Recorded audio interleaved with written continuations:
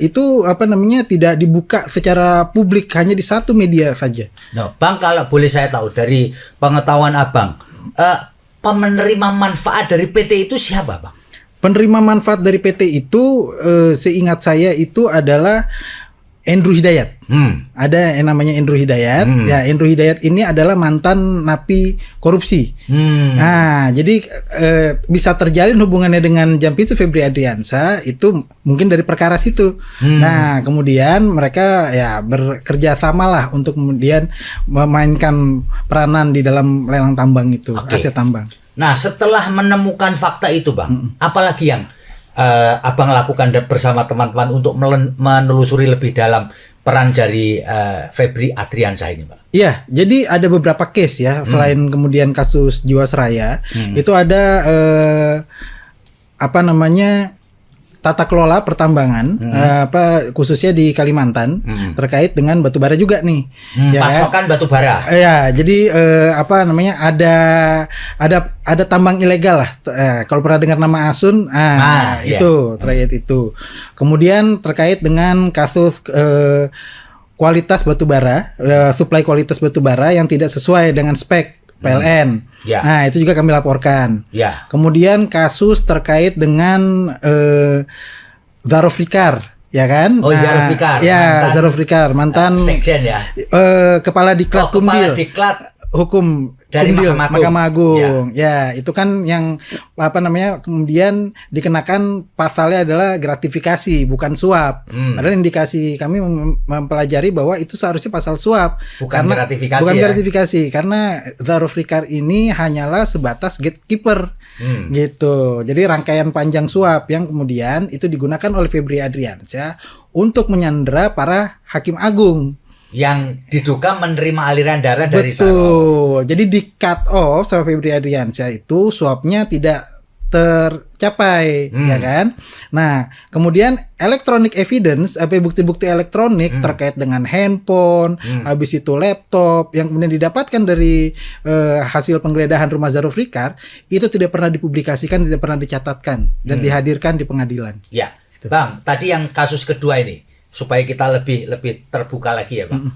Nah, apa hubungan antara Febri Adriansyah dengan pasokan batu bara ke PLN itu, Bang, yang under spec itu tadi? Ya, jadi ada kisah awal sebelumnya ketika Febri Adriansyah nih bersama dengan apa namanya teman-teman kejaksaan itu melakukan pemeriksaan terhadap PLN.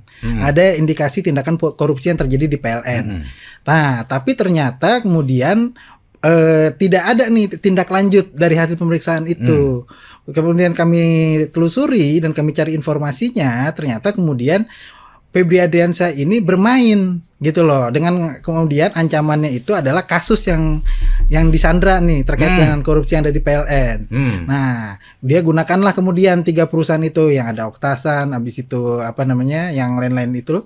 Nah, kemudian dia mendapatkan manfaat dari situ. Untuk harga 1 per metrik ton itu dia mendapatkan Rp150.000. Ya. Gitu. Meskipun sebenarnya supplier itu bukan atas nama dia, tetapi dia menerima manfaat dari supply batu bara yang under spec itu ya. Iya, jadi dia ya istilahnya kami mengatakan bahwa dalam case ini Febri Adriansyah itu melakukan intimidasi terhadap PLN supaya kemudian kasusnya tidak diangkat, ya kan?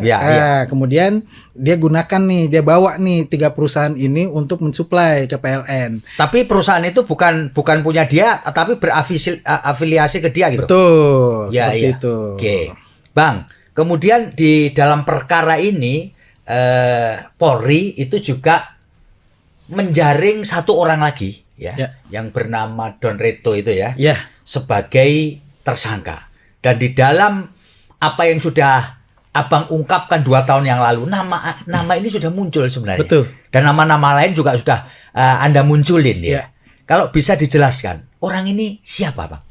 Jadi Don Reto ini adalah teman Febri ketika berkuliah di Universitas Jambi, ketika S1 ya.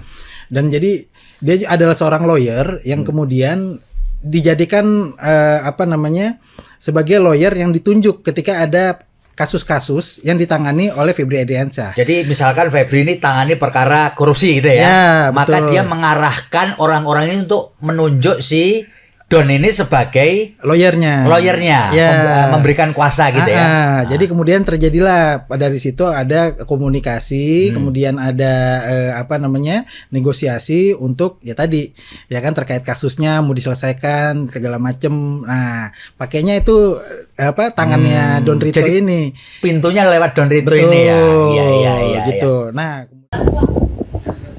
bisa memberikan jawaban itu kan nanti perannya bagaimana, nanti hasil dari penyidik setelah menerima itu berita acara pemeriksaan maupun barang buktinya yang ada, tentunya kita pasti buka. Nah inilah yang saya bilang ini dalam seperindik baru kami terbitkan materi seperindik yang sifatnya khusus, kita bentuk tim khusus. Ini terdiri dari 9 orang. Kejaksaan Agung atau Kejagung resmi membentuk tim khusus untuk menangani dugaan korupsi dan tindak pidana pencucian uang atau TPPU yang menjerat mantan Jaksa Agung Muda Tindak Pidana Khusus atau Jampitsus Febri Adriansyah. Kepala Pusat Penerangan Hukum Kejagung Anang Supriyatna dalam keterangannya di Kejagung Jakarta pada Rabu 15 Juli menyebut tim berjumlah 9 orang yang mana sebagian diantaranya merupakan jaksa yang pernah bertugas di Komisi Pemberantasan Korupsi. Beberapa nama yang masuk dalam tim antara lain Riono dan Katarina Mulyana Girsang. Riono diketahui pernah menjadi jaksa KPK hingga 2015 dan kini menjabat Inspektur Keuangan 1 di Jamwas Kejagung. Pada saat bertugas di KPK, ia menangani kasus besar seperti korupsi simulator SIM Korlantas Polri yang menjerat Joko Susilo. Sementara Katarina pernah menjabat sebagai Kepala Biro Hukum KPK periode 2005 hingga 2011. Kini ia menjabat sebagai Kepala Pusat Pemulihan Aset Kejagung sejak April 2026 setelah sebelumnya menjadi Kajati di Bali. Salah satu kasus besar yang pernah ditanganinya adalah perkara korupsi yang menyeret Budi Gunawan pada 2015. Anang juga mengumumkan Kejagung menerbitkan 3 surat perintah penyidikan atau sprindik terkait kasus dugaan korupsi dan TPPU pasokan batubara PLN Asabri dan Krakatau Steel. Di antaranya sebagai berikut. Yang pertama ada Sprindik nomor 43 tentang dugaan korupsi dan TPPU di PT Krakatau Steel. Kemudian ada Sprindik nomor 44 tentang dugaan korupsi terkait proyek PLTU PLN. Dan yang terakhir ada Sprindik nomor 45 terkait dugaan korupsi di PT Asabri. Dengan terbitnya Sprindik tersebut, penanganan kasus resmi dilimpahkan dari Polri ke Kejagung. Anang menegaskan Kejagung tetap berkoordinasi dengan Polri dan akan menggandeng KPK untuk supervisi penyidikan.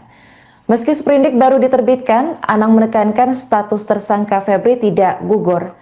Sebelumnya Polri menetapkan Febri Adriansyah sebagai tersangka kasus dugaan korupsi dan TPPU terkait pasokan batubara PLN, Asabri, dan Krakatau Steel. Penetapan dilakukan setelah penggeledahan di sejumlah lokasi pada 8 hingga 10 Juli 2026. Apakah FA dalam konteks ini belum jadi tersangka berarti? Yang jelas kita penyidik untuk saat ini sambil menunggu penanggulangan. Pak, kami dengar sebelumnya Bapak F ini belum pernah dipanggil oleh polisi, tapi langsung ditetapkan sebagai tersangka. Itu bagaimana Pak? Saya belum tahu, nanti kita tunggu hasil penelitian dan yang diperdalam oleh penyidik dan kejaksaan. Ya, saya belum bisa memberikan jawaban terkait itu kan nanti perannya bagaimana, nanti hasil dari penyidik setelah menerima itu berita acara pemeriksaan maupun barang buktinya yang ada, tentunya kita pasti buka.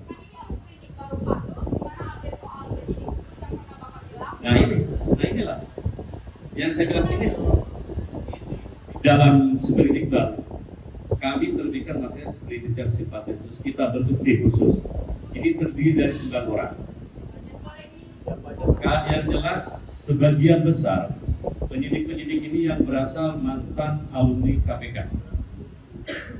Jaksa-jaksa yang pernah bertugas di KPK. Kurang lebih 9 orang. Di antaranya ada Saudara Riono, ada saudara Katarina Desa. Satu lagi, Pak. Ada jaga Bumalo. Ya. Pak, memastikan aja Pak, dari 3 sprindik ini belum ada tersangka begitu ya, dari 3 sprindik. Kita hanya memberikan seprindik pemundur sifatnya. Ya. Yang dari Jampitsus berapa orang Pak penyidiknya?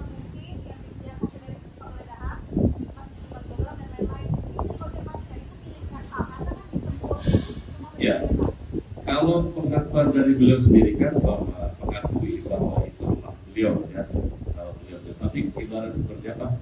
Yang jelas semua yang sudah dilakukan penyitaan dan penggeledahan oleh teman-teman penyidik Polri akan diserahkan semuanya ke kita. Ya belum, saya belum tahu. Hanya pengakuan kemarin dari secara lisan ya. Pak, ini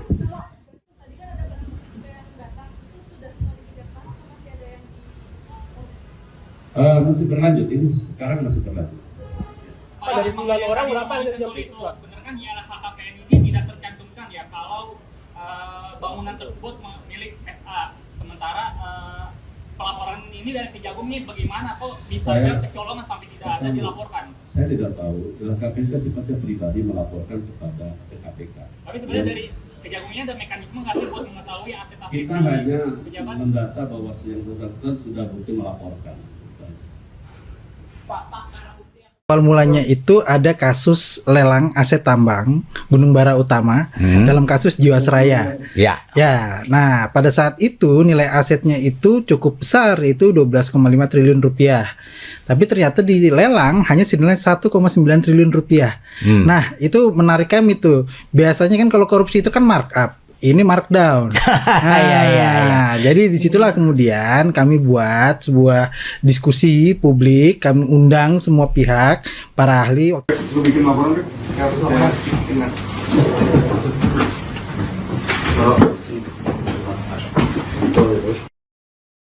Kasus dugaan korupsi dan tindak pidana pencucian uang atau TPPU yang menjerat ex-Jaksa Agung Muda Tindak Pidana Khusus atau Jampitsus Kejaksaan Agung Febri Adriansyah disebut bermula dari perkara korupsi PT Asuransi Jiwasraya.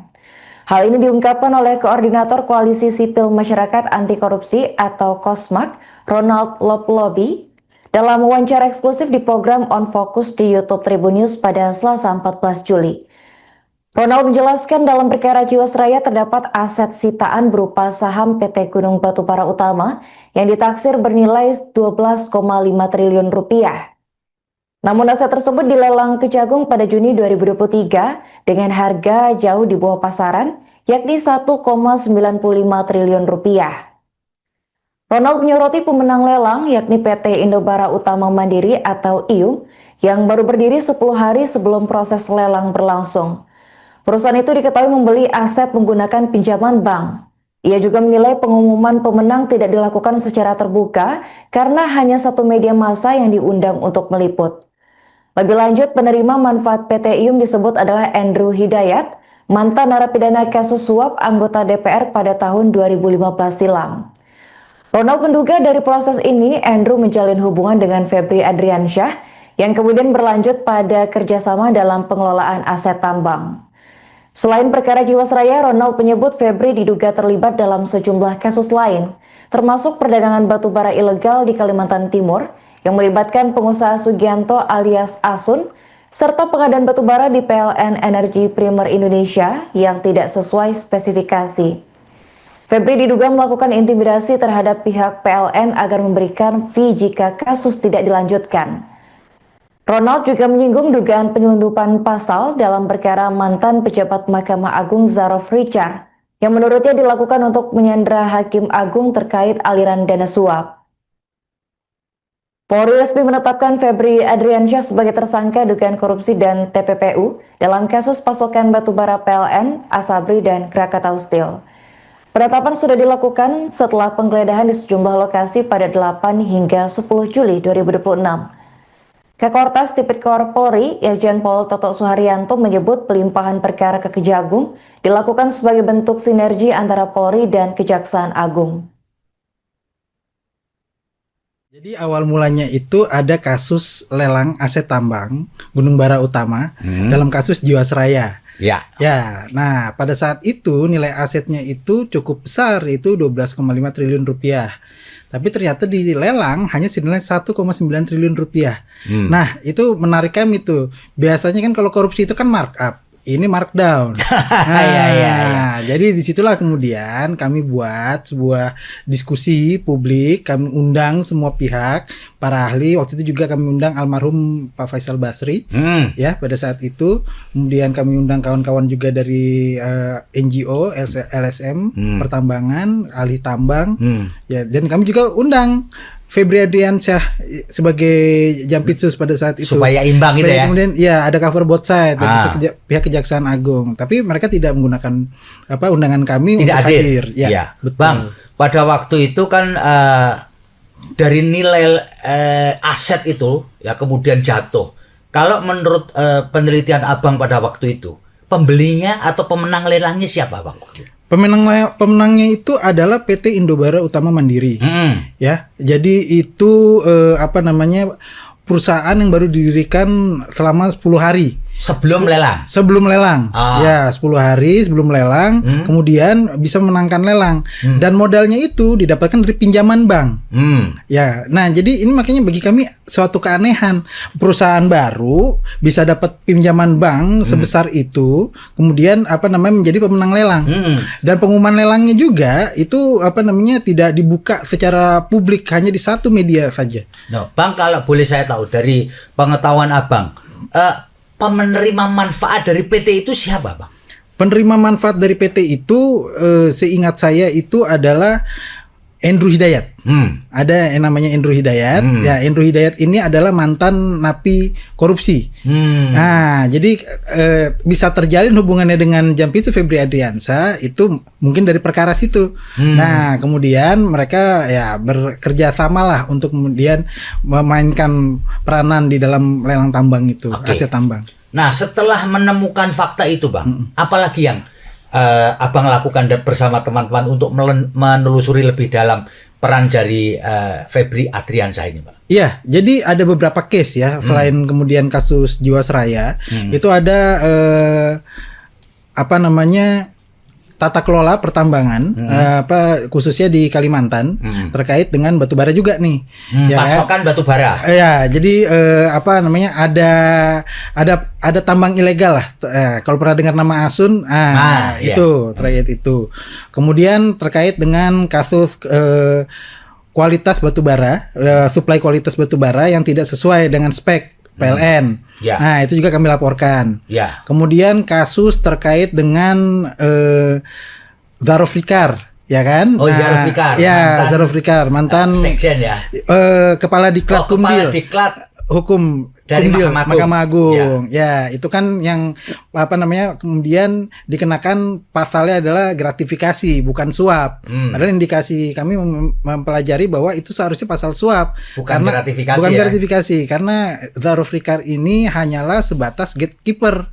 Gitu. Jadi rangkaian panjang suap yang kemudian itu digunakan oleh Febri Adriansyah untuk menyandera para hakim agung yang diduga menerima aliran dana dari Sarof. Betul. Jadi di cut off sama Febri Adriansyah itu suapnya tidak tercapai, ya kan? Nah, kemudian electronic evidence, bukti-bukti elektronik terkait dengan handphone, habis itu laptop yang kemudian didapatkan dari hasil penggeledahan rumah Zarofikar itu tidak pernah dipublikasikan, tidak pernah dicatatkan dan dihadirkan di pengadilan. Ya, Bang, tadi yang kasus kedua ini supaya kita lebih terbuka lagi ya, Bang. Nah, apa hubungan antara Febri Adriansyah dengan pasokan batu bara ke PLN itu, Bang, yang under spec itu tadi? Ya, jadi ada kisah awal sebelumnya ketika Febri Adriansyah nih bersama dengan teman-teman kejaksaan itu melakukan pemeriksaan terhadap PLN. Ada indikasi tindakan korupsi yang terjadi di PLN. Nah, tapi ternyata kemudian tidak ada nih tindak lanjut dari hasil pemeriksaan itu. Kemudian kami telusuri dan kami cari informasinya, ternyata kemudian Febri Adriansyah ini bermain gitu loh, dengan kemudian ancamannya itu adalah kasus yang disandra nih terkait dengan korupsi yang ada di PLN. Nah, dia gunakanlah kemudian 3 perusahaan itu yang ada Oktasan, habis itu yang lain-lain itu.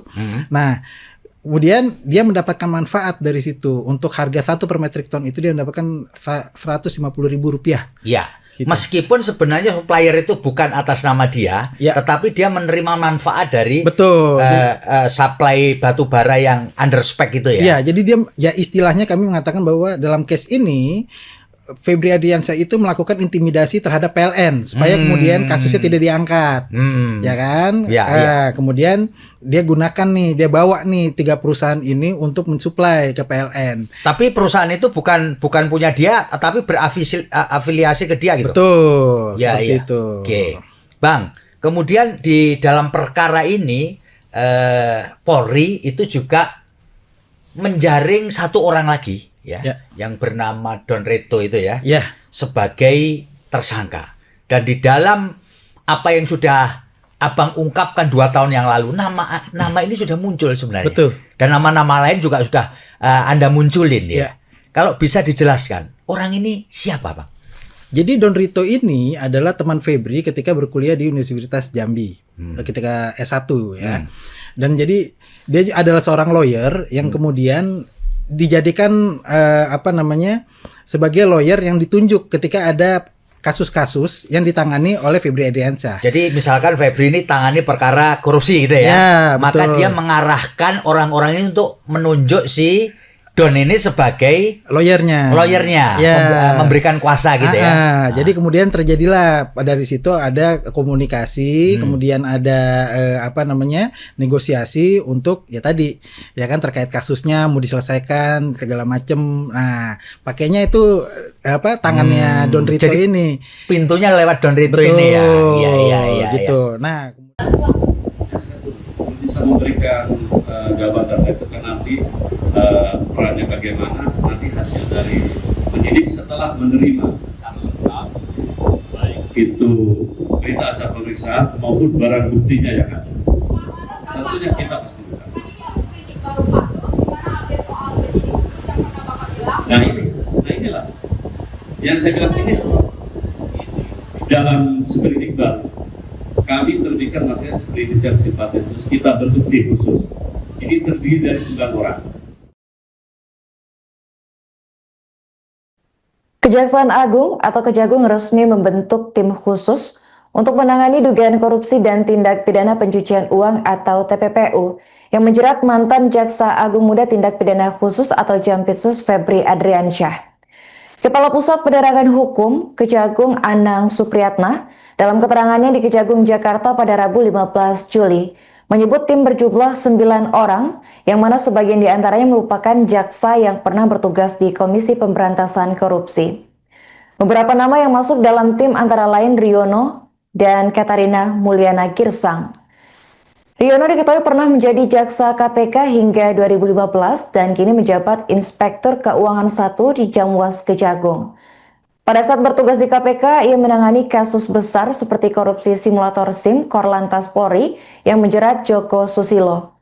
Sementara Katarina pernah menjabat sebagai Kepala Biro Hukum KPK periode 2005 hingga 2011. Kini ia menjabat sebagai Kepala Pusat Pemulihan Aset Kejagung sejak April 2026 setelah sebelumnya menjadi Kajati di Bali. Salah satu kasus besar yang pernah ditanganinya adalah perkara korupsi yang menyeret Budi Gunawan pada 2015. Anang juga mengumumkan Kejagung menerbitkan 3 surat perintah penyidikan atau sprindik terkait kasus dugaan korupsi dan TPPU pasokan batubara PLN Asabri dan Krakatau Steel. Di antaranya sebagai berikut. Yang pertama ada Sprindik nomor 43 tentang dugaan korupsi dan TPPU di PT Krakatau Steel. Kemudian ada Sprindik nomor 44 tentang dugaan korupsi terkait proyek PLTU PLN. Dan yang terakhir ada Sprindik nomor 45 terkait dugaan korupsi di PT Asabri. Dengan terbitnya sprindik tersebut, penanganan kasus resmi dilimpahkan dari Polri ke Kejagung. Anang menegaskan Kejagung tetap berkoordinasi dengan Polri dan akan menggandeng KPK untuk supervisi penyidikan. Meski sprindik baru diterbitkan, Anang menekankan status tersangka Febri tidak gugur. Sebelumnya Polri menetapkan Febri Adriansyah sebagai tersangka kasus dugaan korupsi dan TPPU terkait pasokan batubara PLN, Asabri, dan Krakatau Steel. Penetapan dilakukan setelah penggeledahan di sejumlah lokasi pada 8 hingga 10 Juli 2026. Oknum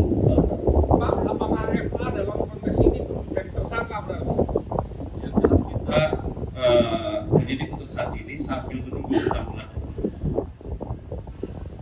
Pak, kami Ya. dengar sebelumnya Bapak F ini belum pernah dipanggil oleh polisi, tapi langsung ditetapkan sebagai tersangka. Itu bagaimana Pak? Benar nggak, Pak? Saya belum tahu, nanti kita tunggu hasil penelitian dan yang diperdalam oleh penyidik dan kejaksaan. Ya, saya belum bisa memberikan jawaban terkait itu kan nanti perannya bagaimana, nanti hasil dari penyidik setelah menerima itu berita acara pemeriksaan maupun barang buktinya yang ada. Tentunya kita pasti buka. Nah inilah yang saya bilang ini dalam seperindik baru kami terbitkan materi seperindik yang sifatnya khusus, kita bentuk tim khusus. Ini terdiri dari 9 orang. Yang jelas sebagian besar penyidik-penyidik ini yang berasal mantan alumni KPK. Jasa-jasa yang pernah bertugas di KPK. Kurang lebih 9 orang. Di antaranya ada Saudara Riono, ada Saudara Katarina Desa, ada Jaka Bumalo. Ya. Pak, memastikan aja Pak, dari 3 sprindik ini belum ada tersangka begitu ya, dari 3 sprindik. Kita hanya memberikan seprindik pemundur sifatnya. Ya. Yang dari Jampitsus berapa orang Pak penyidiknya?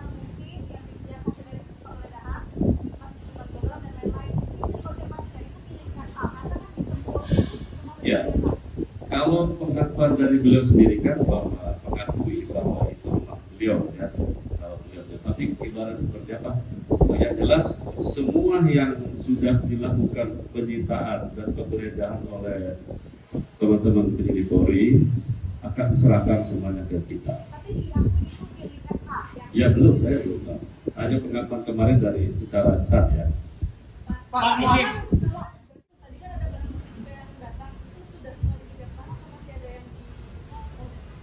Masih berlanjut, ini sekarang masih berlanjut.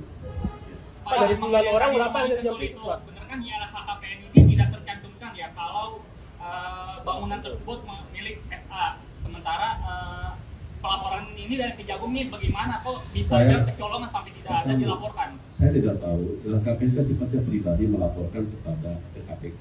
Tapi sebenarnya dari Kejagungnya ada mekanisme nggak sih buat mengetahui aset-aset Kita hanya pejabat? mendata bahwa yang bersangkutan sudah bukti melaporkan. Awal mulanya itu ada kasus lelang aset tambang Gunung Bara Utama dalam kasus Jiwasraya. Ya. Ya, nah pada saat itu nilai asetnya itu cukup besar, itu 12,5 triliun rupiah. Tapi ternyata dilelang hanya senilai 1,9 triliun rupiah. Nah, itu menarik kami tuh. Biasanya kan kalau korupsi itu kan markup. Ini markdown. Nah, jadi disitulah kemudian kami buat sebuah diskusi publik, kami undang semua pihak, para ahli. Lu bikin laporan deh.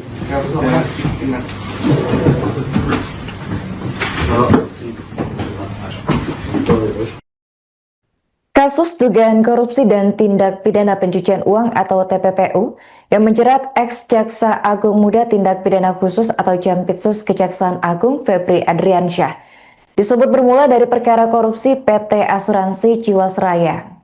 Hal ini diungkapkan oleh Koordinator Koalisi Sipil Masyarakat Anti Korupsi atau KOSMAK, Ronald Loplobi, dalam wawancara eksklusif di program On Focus di YouTube Tribun News pada Selasa 14 Juli. Ronald menjelaskan dalam perkara Jiwasraya terdapat aset sitaan berupa saham PT Gunung Batubara Utama yang ditaksir bernilai 12,5 triliun rupiah. Namun aset tersebut dilelang Kejagung pada Juni 2023 dengan harga jauh di bawah pasaran, yakni 1,95 triliun rupiah. Ronald menyoroti pemenang lelang yakni PT Indobara Utama Mandiri atau IUM yang baru berdiri 10 hari sebelum proses lelang berlangsung. Perusahaan itu diketahui membeli aset menggunakan pinjaman bank.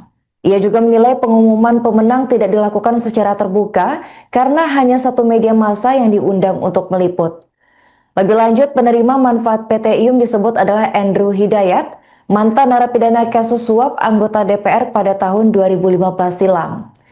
Ronald menduga dari proses ini Andrew menjalin hubungan dengan Febri Adriansyah yang kemudian berlanjut pada kerjasama dalam pengelolaan aset tambang. Selain perkara Jiwasraya, Ronald menyebut Febri diduga terlibat dalam sejumlah kasus lain, termasuk perdagangan batubara ilegal di Kalimantan Timur yang melibatkan pengusaha Sugianto alias Asun, serta pengadaan batubara di PLN Energi Primer Indonesia yang tidak sesuai spesifikasi. Febri diduga melakukan intimidasi terhadap pihak PLN agar memberikan fee jika kasus tidak dilanjutkan. Ronald juga menyinggung dugaan penyelundupan pasal dalam perkara mantan pejabat Mahkamah Agung Zarof Richard, yang menurutnya dilakukan untuk menyandera Hakim Agung terkait aliran dana suap. Polri resmi menetapkan Febri Adriansyah sebagai tersangka dugaan korupsi dan TPPU dalam kasus pasokan batubara PLN, Asabri, dan Krakatau Steel. Penetapan sudah dilakukan setelah penggeledahan di sejumlah lokasi pada 8 hingga 10 Juli 2026. Kakortas Tipikor Polri, Irjen Pol Toto Suharyanto menyebut pelimpahan perkara ke Kejagung dilakukan sebagai bentuk sinergi antara Polri dan Kejaksaan Agung.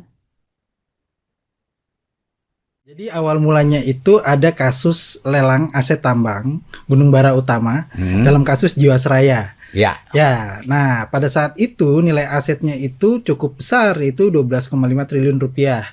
Tapi ternyata dilelang hanya senilai 1,9 triliun rupiah. Nah itu menarik kami tuh. Biasanya kan kalau korupsi itu kan markup. Ini markdown.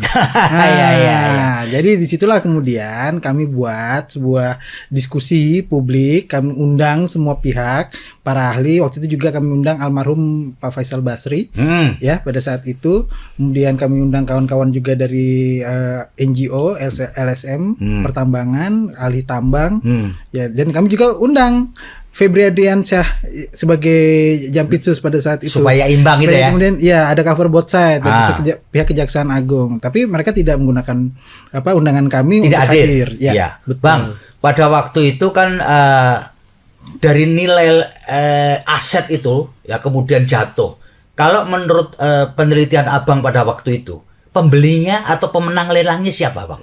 Pemenangnya itu adalah PT Indobara Utama Mandiri. Ya, jadi itu perusahaan yang baru didirikan selama 10 hari. Sebelum lelang? Sebelum lelang. Ya, 10 hari sebelum lelang, kemudian bisa menangkan lelang. Dan modalnya itu didapatkan dari pinjaman bank. Ya, nah jadi ini makanya bagi kami suatu keanehan. Perusahaan baru bisa dapat pinjaman bank sebesar itu, kemudian menjadi pemenang lelang. Dan pengumuman lelangnya juga itu tidak dibuka secara publik, hanya di satu media saja. No, Bang, kalau boleh saya tahu dari pengetahuan Abang, penerima manfaat dari PT itu siapa, Bang? Penerima manfaat dari PT itu seingat saya itu adalah Andrew Hidayat. Ada yang namanya Andrew Hidayat. Ya, Andrew Hidayat ini adalah mantan napi korupsi. Nah, jadi bisa terjalin hubungannya dengan Jampitsus Febri Adriansyah itu mungkin dari perkara situ. Nah, kemudian mereka ya bekerja sama lah untuk kemudian memainkan peranan di dalam lelang tambang itu, aset tambang. Nah, setelah menemukan fakta itu, Bang, apalagi yang Abang lakukan bersama teman-teman untuk menelusuri lebih dalam peran dari Febri Adriansyah ini, Pak? Iya, jadi ada beberapa case ya, selain kemudian kasus Jiwasraya, itu ada tata kelola pertambangan, khususnya di Kalimantan, terkait dengan batubara juga nih. Pasokan batubara. Ya, jadi ada tambang ilegal lah. Kalau pernah dengar nama Asun, itu terkait itu. Kemudian terkait dengan kasus kualitas batubara, suplai kualitas batubara yang tidak sesuai dengan spek PLN. Nah, itu juga kami laporkan. Kemudian kasus terkait dengan Zarof Richard, ya kan? Zarof Richard. Ya, Zarof Richard, mantan Sekjen ya. Kepala Diklat Kumdil. Diklat Hukum dari Kumdil, Mahkamah Agung. Mahkamah Agung. Ya, itu kan yang apa namanya kemudian dikenakan pasalnya adalah gratifikasi bukan suap. Padahal indikasi kami mempelajari bahwa itu seharusnya pasal suap. Bukan gratifikasi bukan ya? gratifikasi karena Zaruf Rikar ini hanyalah sebatas gatekeeper. Gitu. Jadi rangkaian panjang suap yang kemudian itu digunakan oleh Febri Adriansyah untuk menyandera para hakim agung yang diduga menerima aliran dana dari Sarof. betul. Jadi di cut off sama Febri Adriansyah itu suapnya tidak tercapai, ya kan? Nah, kemudian electronic evidence, bukti-bukti elektronik terkait dengan handphone, habis itu laptop yang kemudian didapatkan dari hasil penggeledahan rumah Zaruf Rikar itu tidak pernah dipublikasikan, tidak pernah dicatatkan dan dihadirkan di pengadilan. Ya, Bang, tadi yang kasus kedua ini supaya kita lebih terbuka lagi ya, Bang. Nah, apa hubungan antara Febri Adriansyah dengan pasokan batu bara ke PLN itu, Bang, yang underspec itu tadi? Ya, jadi ada kisah awal sebelumnya ketika Febri Adriansyah nih bersama dengan apa namanya teman-teman kejaksaan itu melakukan pemeriksaan terhadap PLN. Ada indikasi tindakan korupsi yang terjadi di PLN. Nah, tapi ternyata kemudian tidak ada nih tindak lanjut dari hasil pemeriksaan itu. Kemudian kami telusuri dan kami cari informasinya, ternyata kemudian Febri Adriansyah ini bermain gitu loh, dengan kemudian ancamannya itu adalah kasus yang disandra nih terkait dengan korupsi yang ada di PLN. Nah, dia gunakanlah kemudian 3 perusahaan itu yang ada Oktasan, habis itu apa namanya yang lain-lain itu. Nah, kemudian dia mendapatkan manfaat dari situ. Untuk harga 1 per metrik ton itu dia mendapatkan Rp150.000. Ya. Gitu. Meskipun sebenarnya supplier itu bukan atas nama dia, tetapi dia menerima manfaat dari supply batu bara yang underspec itu ya. Ya, jadi dia ya istilahnya kami mengatakan bahwa dalam case ini Febri Adriansyah itu melakukan intimidasi terhadap PLN supaya kemudian kasusnya tidak diangkat, ya kan? Kemudian dia gunakan nih, dia bawa nih 3 perusahaan ini untuk mensuplai ke PLN. Tapi perusahaan itu bukan punya dia, tapi berafiliasi ke dia gitu. Betul, seperti itu. Oke, Bang. Kemudian di dalam perkara ini Polri itu juga menjaring 1 orang lagi. Yang bernama Don Reto itu sebagai tersangka. Dan di dalam apa yang sudah Abang ungkapkan 2 tahun yang lalu, nama ini sudah muncul sebenarnya. Betul. Dan nama-nama lain juga sudah Anda munculin ya. Kalau bisa dijelaskan, orang ini siapa, Bang? Jadi Don Rito ini adalah teman Febri ketika berkuliah di Universitas Jambi, ketika S1 ya. Dan jadi dia adalah seorang lawyer yang kemudian dijadikan sebagai lawyer yang ditunjuk ketika ada kasus-kasus yang ditangani oleh Febri Adriansyah. Jadi misalkan Febri ini tangani perkara korupsi gitu ya, maka dia mengarahkan orang-orang ini untuk menunjuk si Don ini sebagai lawyernya, memberikan kuasa gitu ya. Jadi kemudian terjadilah dari situ ada komunikasi, kemudian ada negosiasi untuk terkait kasusnya mau diselesaikan segala macem. Nah, pakainya itu tangannya Don Rito ini. Pintunya lewat Don Rito ini ya. Iya. Gitu. Nah, bisa memberikan jawaban itu kan nanti perannya bagaimana, nanti hasil dari penyidik setelah menerima itu berita acara pemeriksaan maupun barang buktinya yang ada. Tentunya kita pasti bukan. Nah inilah yang saya bilang ini dalam seperindik baru. Kami terbitkan materi seperindik yang sifatnya khusus, kita bentuk tim khusus. Ini terdiri dari 9 orang.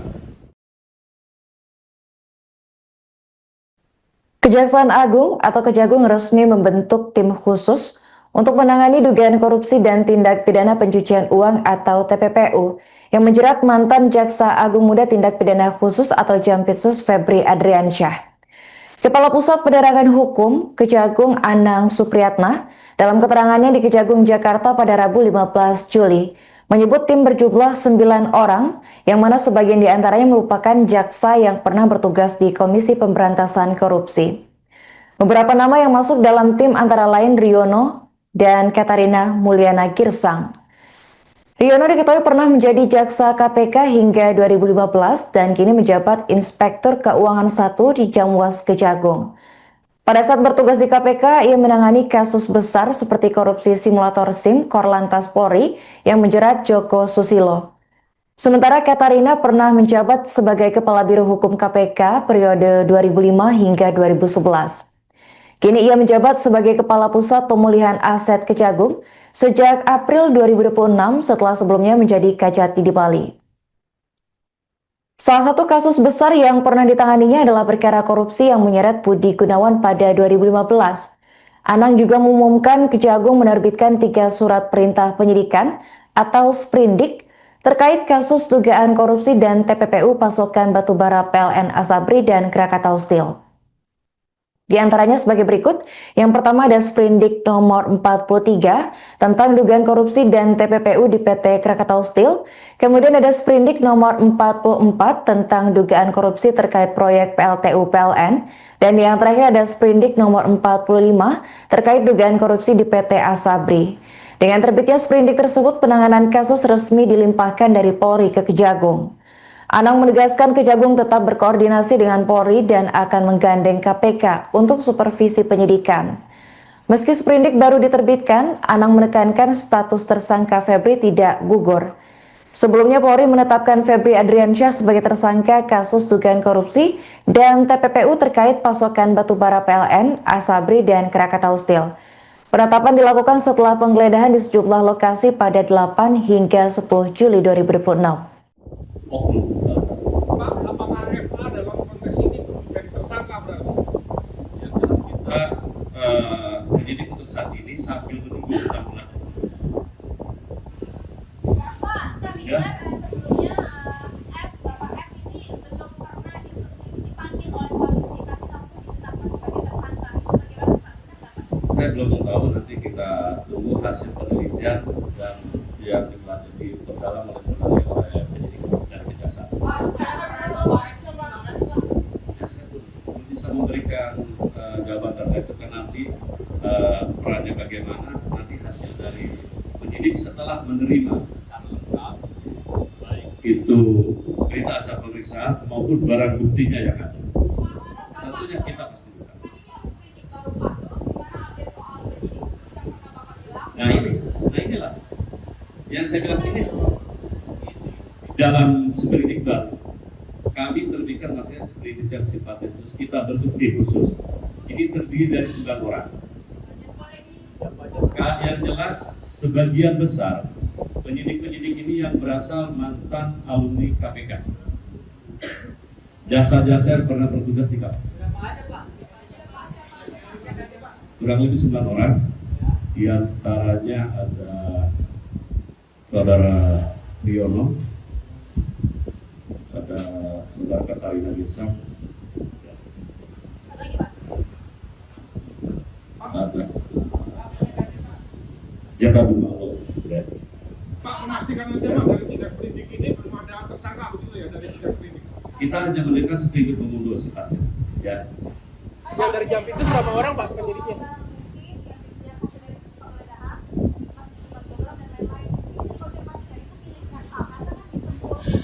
Ya, kalau pengakuan dari beliau sendiri kan bahwa mengakui bahwa itu rumah beliau ya, kalau beliau, tapi ibarat seperti apa?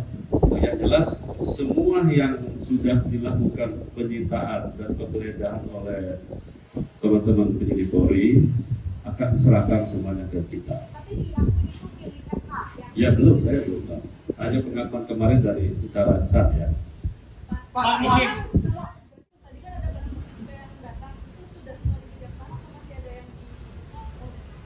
masih berlanjut, ini sekarang masih berlanjut. Pak, dari 9 orang berapa yang dari Jampitsus Pak? Benar kan ya LHKPN ini tidak tercantumkan ya kalau bangunan tersebut milik FA. Sementara pelaporan ini dari Kejagung ini bagaimana kok bisa ada kecolongan sampai tidak ada dilaporkan? Saya tidak tahu, LHKPN kan sifatnya pribadi melaporkan kepada KPK. Tapi sebenarnya dari Kejagungnya ada mekanisme nggak sih buat mengetahui aset-aset Kita hanya pejabat? mendata bahwa yang bersangkutan sudah butuh melaporkan. Pak, Awal mulanya itu ada kasus lelang aset tambang Gunung Bara Utama dalam kasus Jiwasraya. Ya. Ya, nah pada saat itu nilai asetnya itu cukup besar, itu 12,5 triliun rupiah. Tapi ternyata dilelang hanya senilai 1,9 triliun rupiah. Nah, itu menarik kami tuh. Biasanya kan kalau korupsi itu kan markup. Ini markdown. Jadi disitulah kemudian kami buat sebuah diskusi publik, kami undang semua pihak, para ahli. Lu bikin laporan deh. Ingat.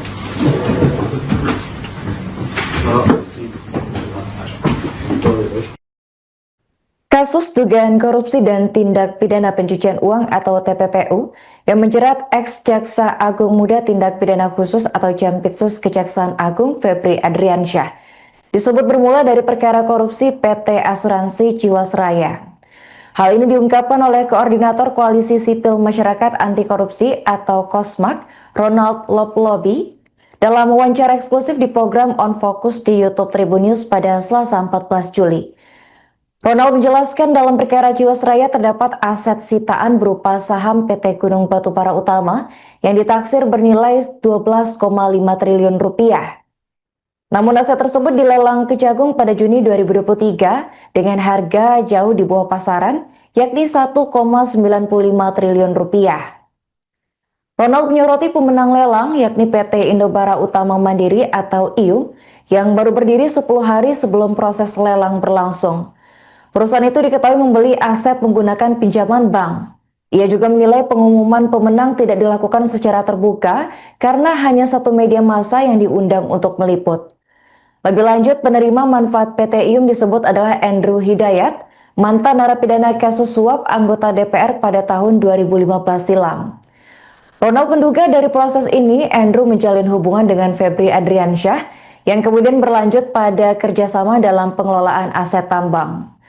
Selain perkara Jiwasraya, Ronald menyebut Febri diduga terlibat dalam sejumlah kasus lain, termasuk perdagangan batubara ilegal di Kalimantan Timur yang melibatkan pengusaha Sugianto alias Asun, serta pengadaan batubara di PLN Energi Primer Indonesia yang tidak sesuai spesifikasi.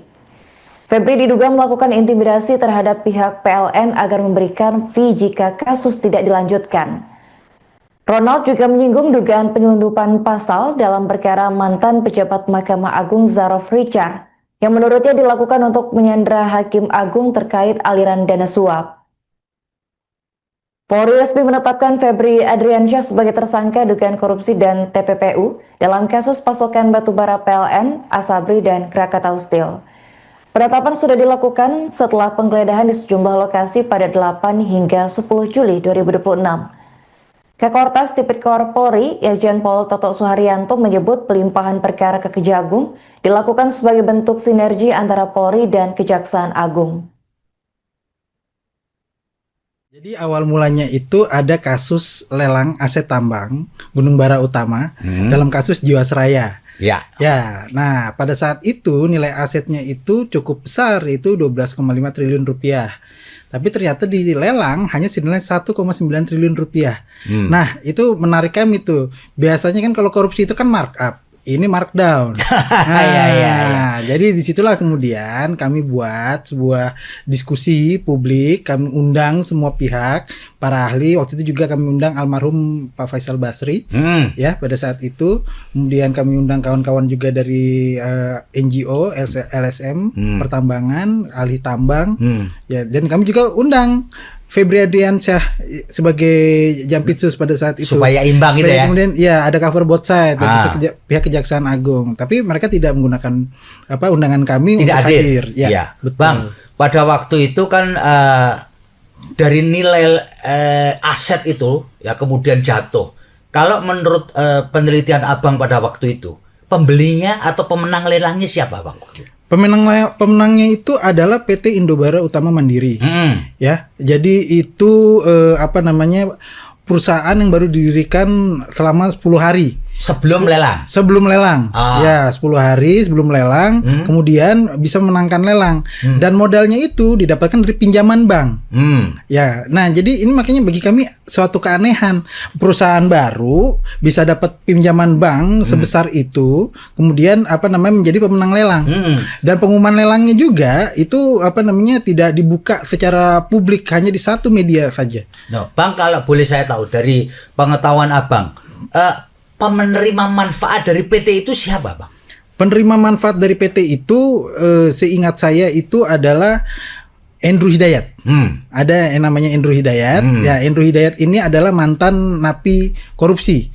Nah, jadi bisa terjalin hubungannya dengan Jampitsu Febri Adriansyah itu mungkin dari perkara situ. Nah, kemudian mereka ya bekerja sama lah untuk kemudian memainkan peranan di dalam lelang tambang itu, aset tambang.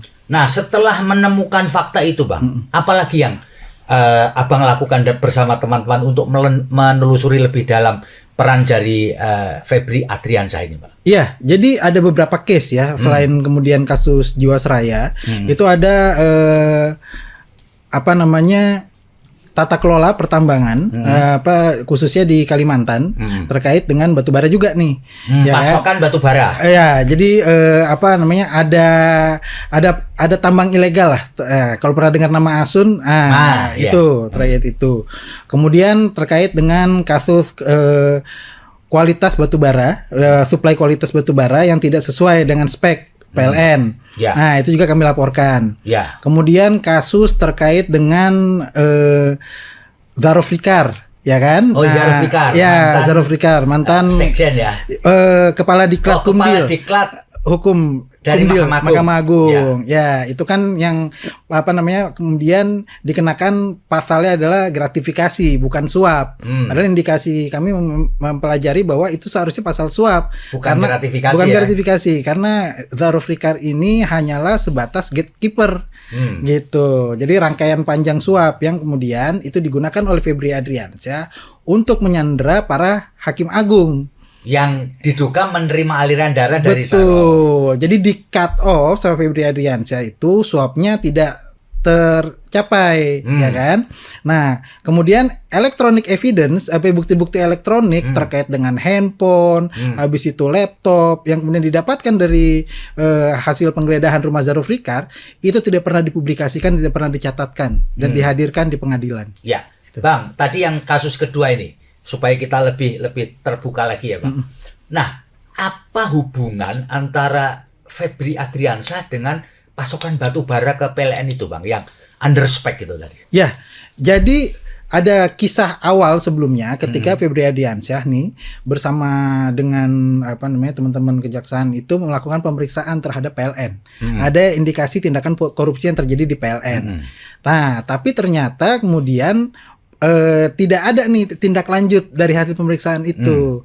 Kemudian kami telusuri dan kami cari informasinya, ternyata kemudian Febri Adriansyah ini bermain gitu loh, dengan kemudian ancamannya itu adalah kasus yang disandra nih terkait dengan korupsi yang ada di PLN. Nah, dia gunakanlah kemudian 3 perusahaan itu yang ada Oktasan, habis itu yang lain-lain itu.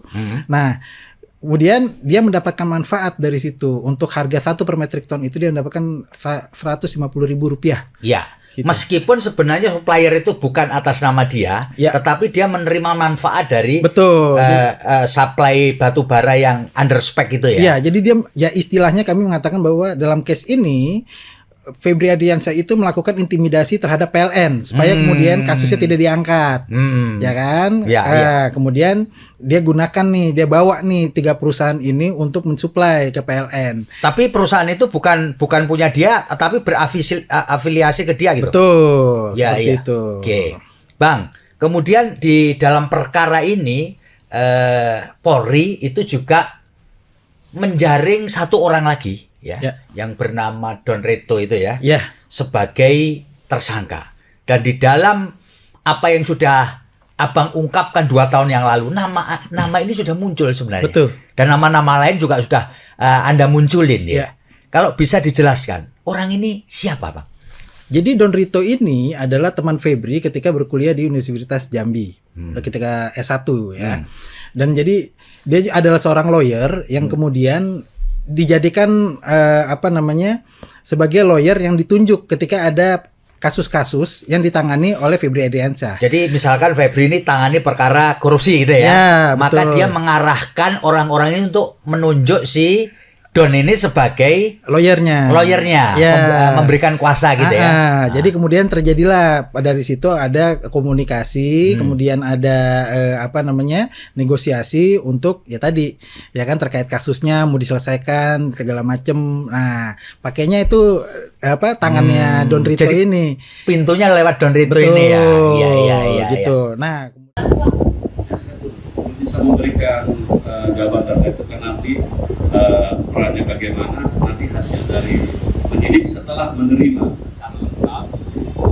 itu berita acara pemeriksaan maupun barang buktinya yang ada. Tentunya kita pasti bukan. Nah inilah yang saya bilang ini dalam sprindik baru. Kami terbitkan materi sprindik yang sifatnya khusus, kita bentuk tim khusus. Ini terdiri dari 9 orang. Kejaksaan Agung atau Kejagung resmi membentuk tim khusus untuk menangani dugaan korupsi dan tindak pidana pencucian uang atau TPPU yang menjerat mantan Jaksa Agung Muda Tindak Pidana Khusus atau Jampitsus Febri Adriansyah.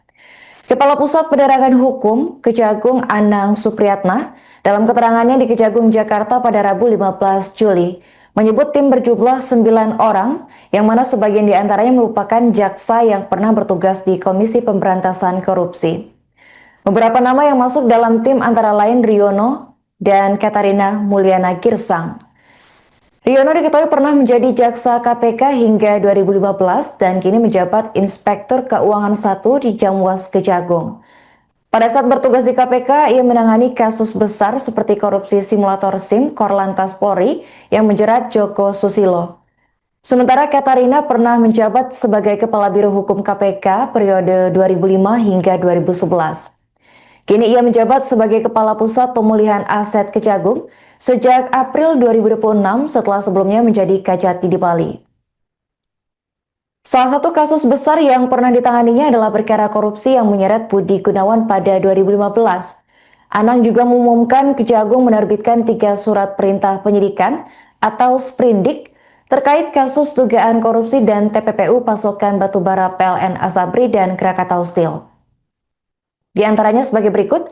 Yang pertama ada sprindik nomor 43 tentang dugaan korupsi dan TPPU di PT Krakatau Steel. Kemudian ada sprindik nomor 44 tentang dugaan korupsi terkait proyek PLTU PLN. Dan yang terakhir ada sprindik nomor 45 terkait dugaan korupsi di PT Asabri. Dengan terbitnya sprindik tersebut, penanganan kasus resmi dilimpahkan dari Polri ke Kejagung. Anang menegaskan Kejagung tetap berkoordinasi dengan Polri dan akan menggandeng KPK untuk supervisi penyidikan. Meski sprindik baru diterbitkan, Anang menekankan status tersangka Febri tidak gugur. Sebelumnya Polri menetapkan Febri Adriansyah sebagai tersangka kasus dugaan korupsi dan TPPU terkait pasokan batubara PLN, Asabri, dan Krakatau Steel. Penetapan dilakukan setelah penggeledahan di sejumlah lokasi pada 8 hingga 10 Juli 2026. Pak, apakah FA dalam konteks ini belum jadi tersangka berarti?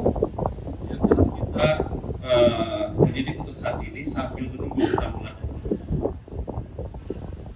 Pak, kami dengar sebelumnya Bapak F ini belum pernah dipanggil oleh polisi, tapi langsung ditetapkan sebagai tersangka. Bagaimana Pak? Saya belum tahu, nanti kita tunggu hasil penelitian dan yang dilanjuti perdalam oleh penyidik dan kejaksaan.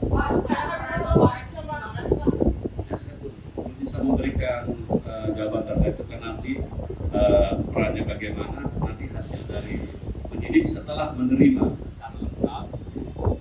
itu berita acara pemeriksaan maupun barang buktinya yang ada. Tentunya kita pasti bukan. Nah inilah yang saya bilang ini dalam sprindik baru. Kami terbitkan materi sprindik yang sifatnya khusus, kita bentuk tim khusus. Ini terdiri lebih dari 9 orang. Yang jelas sebagian besar penyidik-penyidik ini yang berasal mantan alumni KPK. Jaksa-jaksa yang pernah bertugas di KPK. Kurang lebih 9 orang. Di antaranya ada Saudara Riono, ada Saudara Katarina Desa, ada Jaka Bumalo. Pak, memastikan aja Pak, dari 3 sprindik ini belum ada tersangka begitu ya, dari 3 sprindik? Kita hanya memberikan seprindik pengundur sifatnya, ya. Yang dari Jampitsus berapa orang Pak penyidiknya?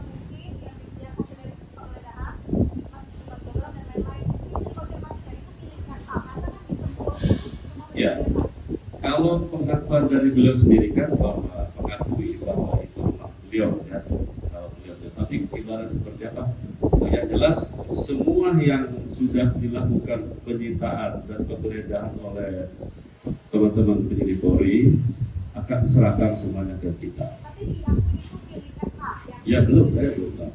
Hanya pengakuan kemarin dari secara lisan ya. Pak, mungkin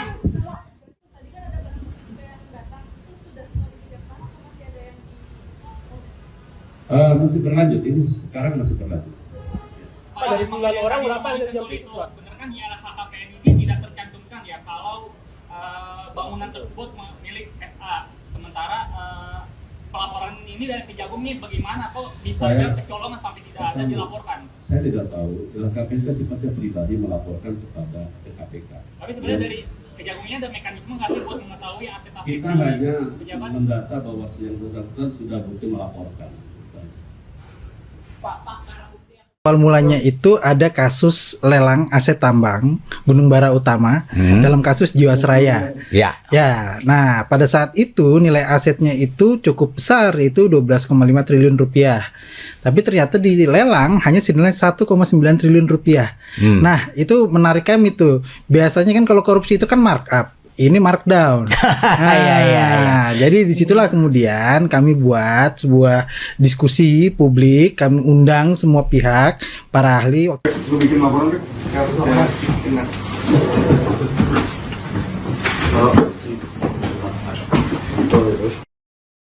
Kasus dugaan korupsi dan tindak pidana pencucian uang atau TPPU yang menjerat ex-Jaksa Agung Muda Tindak Pidana Khusus atau Jampitsus Kejaksaan Agung Febri Adriansyah disebut bermula dari perkara korupsi PT Asuransi Jiwasraya. Hal ini diungkapkan oleh Koordinator Koalisi Sipil Masyarakat Anti Korupsi atau KOSMAK, Ronald Loplobi, dalam wawancara eksklusif di program On Focus di YouTube Tribun News pada Selasa 14 Juli. Ronald menjelaskan dalam perkara Jiwasraya terdapat aset sitaan berupa saham PT Gunung Batubara Utama yang ditaksir bernilai 12,5 triliun rupiah. Namun aset tersebut dilelang Kejagung pada Juni 2023 dengan harga jauh di bawah pasaran, yakni 1,95 triliun rupiah. Ronald menyoroti pemenang lelang yakni PT Indobara Utama Mandiri atau IU yang baru berdiri 10 hari sebelum proses lelang berlangsung. Perusahaan itu diketahui membeli aset menggunakan pinjaman bank.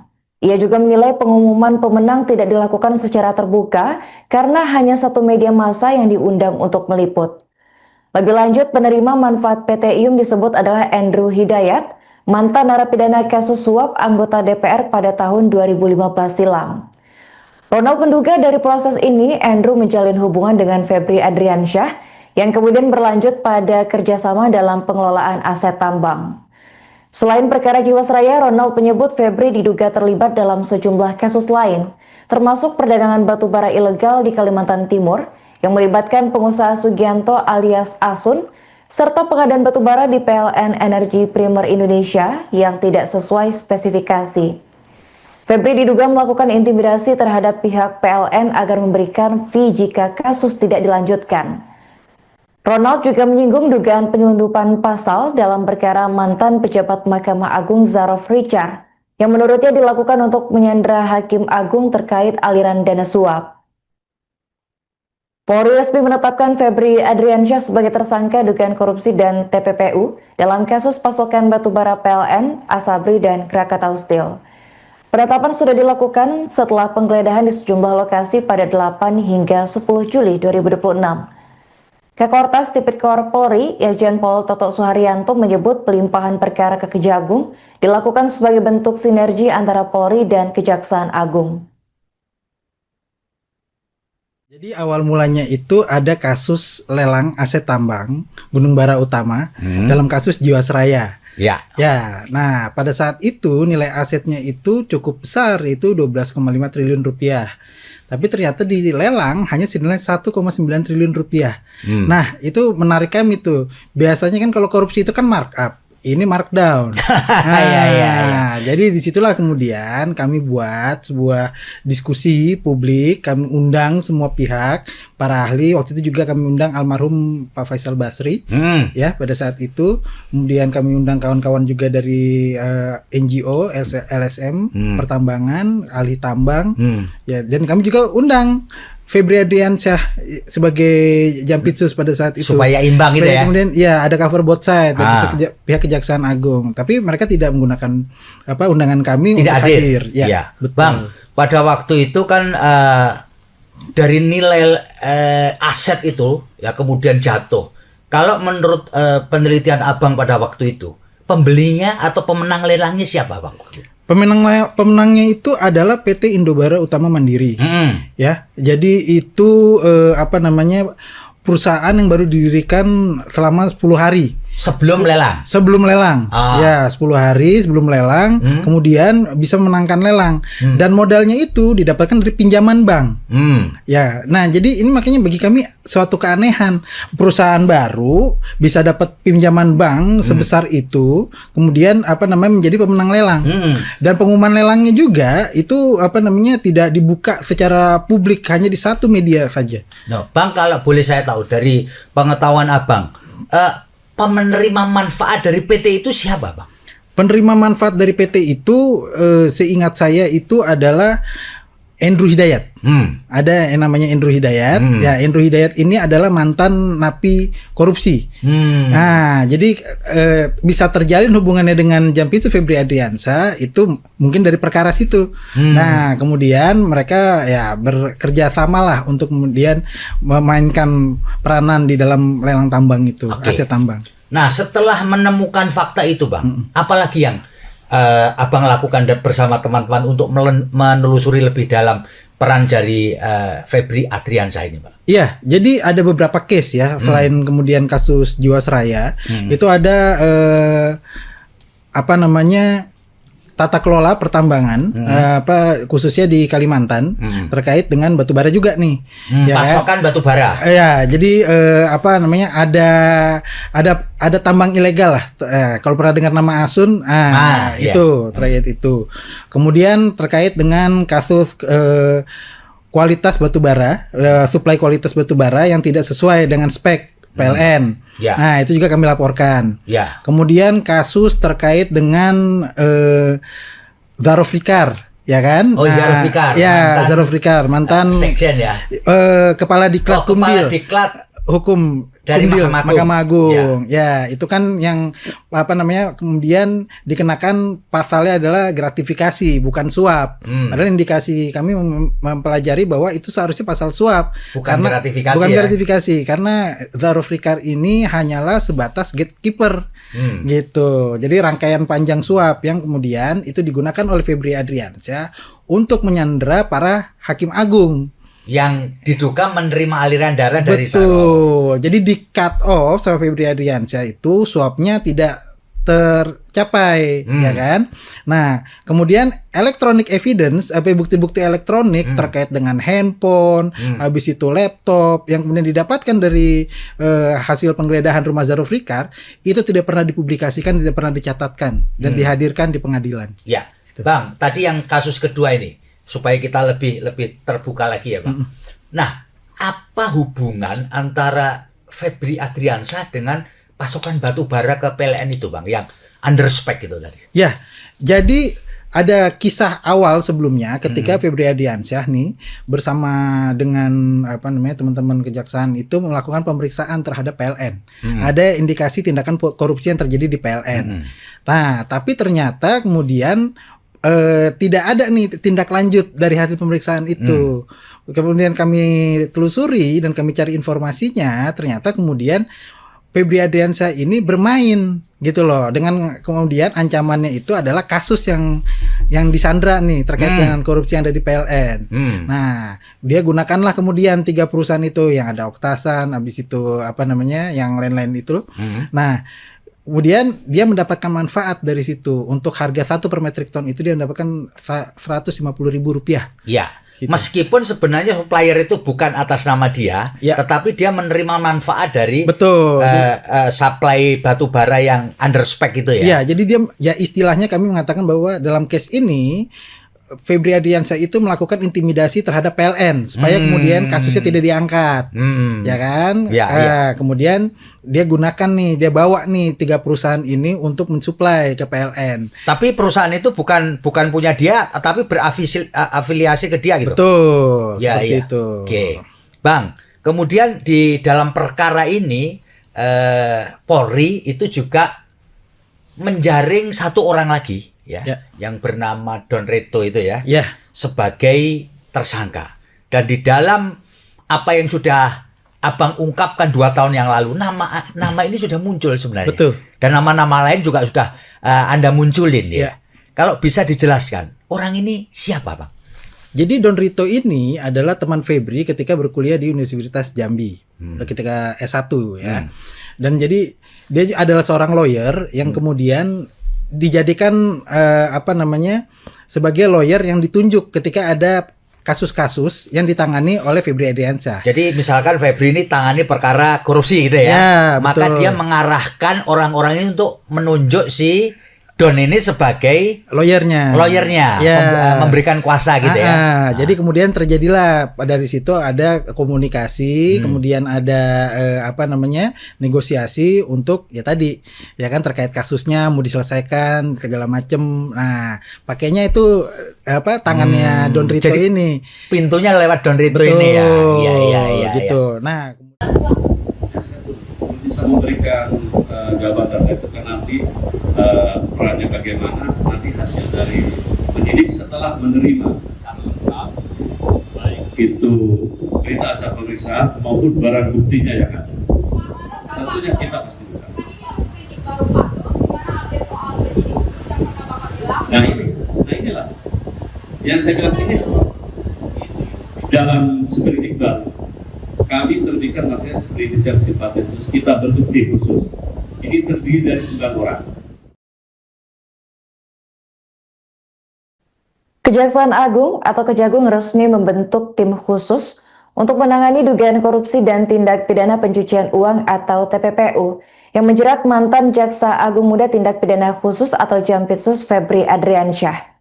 Kepala Pusat Penerangan Hukum Kejagung Anang Supriyatna dalam keterangannya di Kejagung Jakarta pada Rabu 15 Juli menyebut tim berjumlah 9 orang yang mana sebagian diantaranya merupakan jaksa yang pernah bertugas di Komisi Pemberantasan Korupsi. Beberapa nama yang masuk dalam tim antara lain Riono dan Katarina Mulyana Girsang. Riono diketahui pernah menjadi jaksa KPK hingga 2015 dan kini menjabat Inspektur Keuangan 1 di Jamwas Kejagung. Pada saat bertugas di KPK, ia menangani kasus besar seperti korupsi simulator SIM Korlantas Polri yang menjerat Joko Susilo. Sementara Katarina pernah menjabat sebagai Kepala Biro Hukum KPK periode 2005 hingga 2011.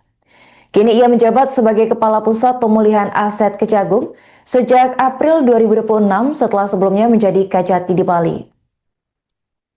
Salah satu kasus besar yang pernah ditanganinya adalah perkara korupsi yang menyeret Budi Gunawan pada 2015. Anang juga mengumumkan Kejagung menerbitkan 3 surat perintah penyidikan atau sprindik terkait kasus dugaan korupsi dan TPPU pasokan batubara PLN Asabri dan Krakatau Steel. Di antaranya sebagai berikut. Yang pertama ada sprindik nomor 43 tentang dugaan korupsi dan TPPU di PT Krakatau Steel.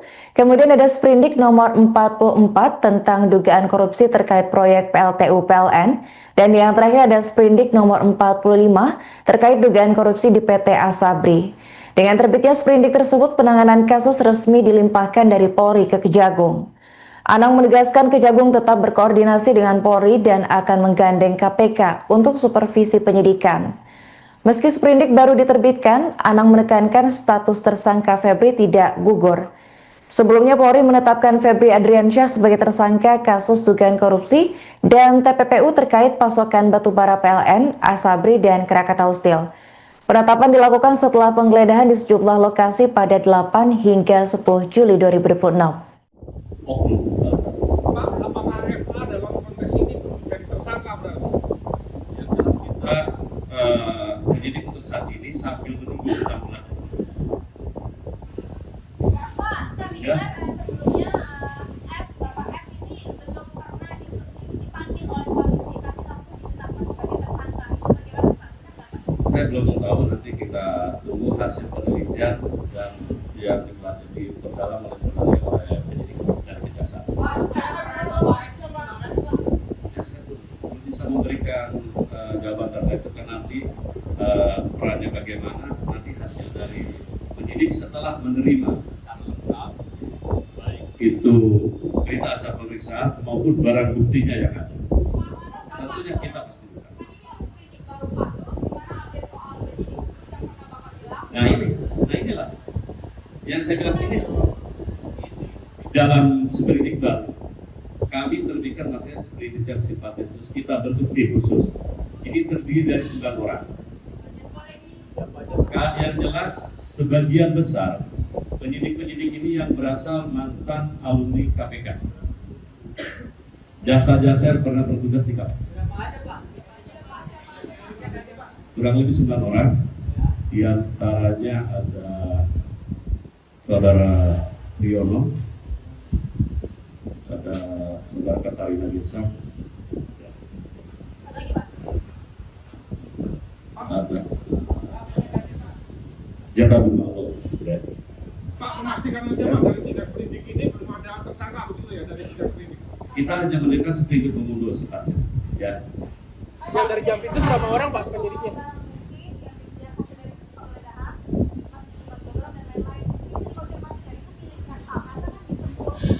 Ya, kalau pengakuan dari beliau sendiri kan bahwa mengakui bahwa itu rumah beliau ya, kalau beliau, tapi ibarat seperti apa?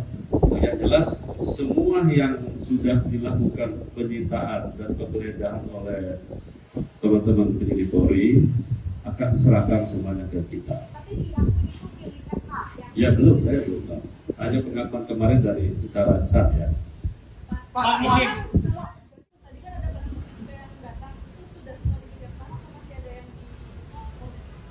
masih berlanjut, ini sekarang masih berlanjut.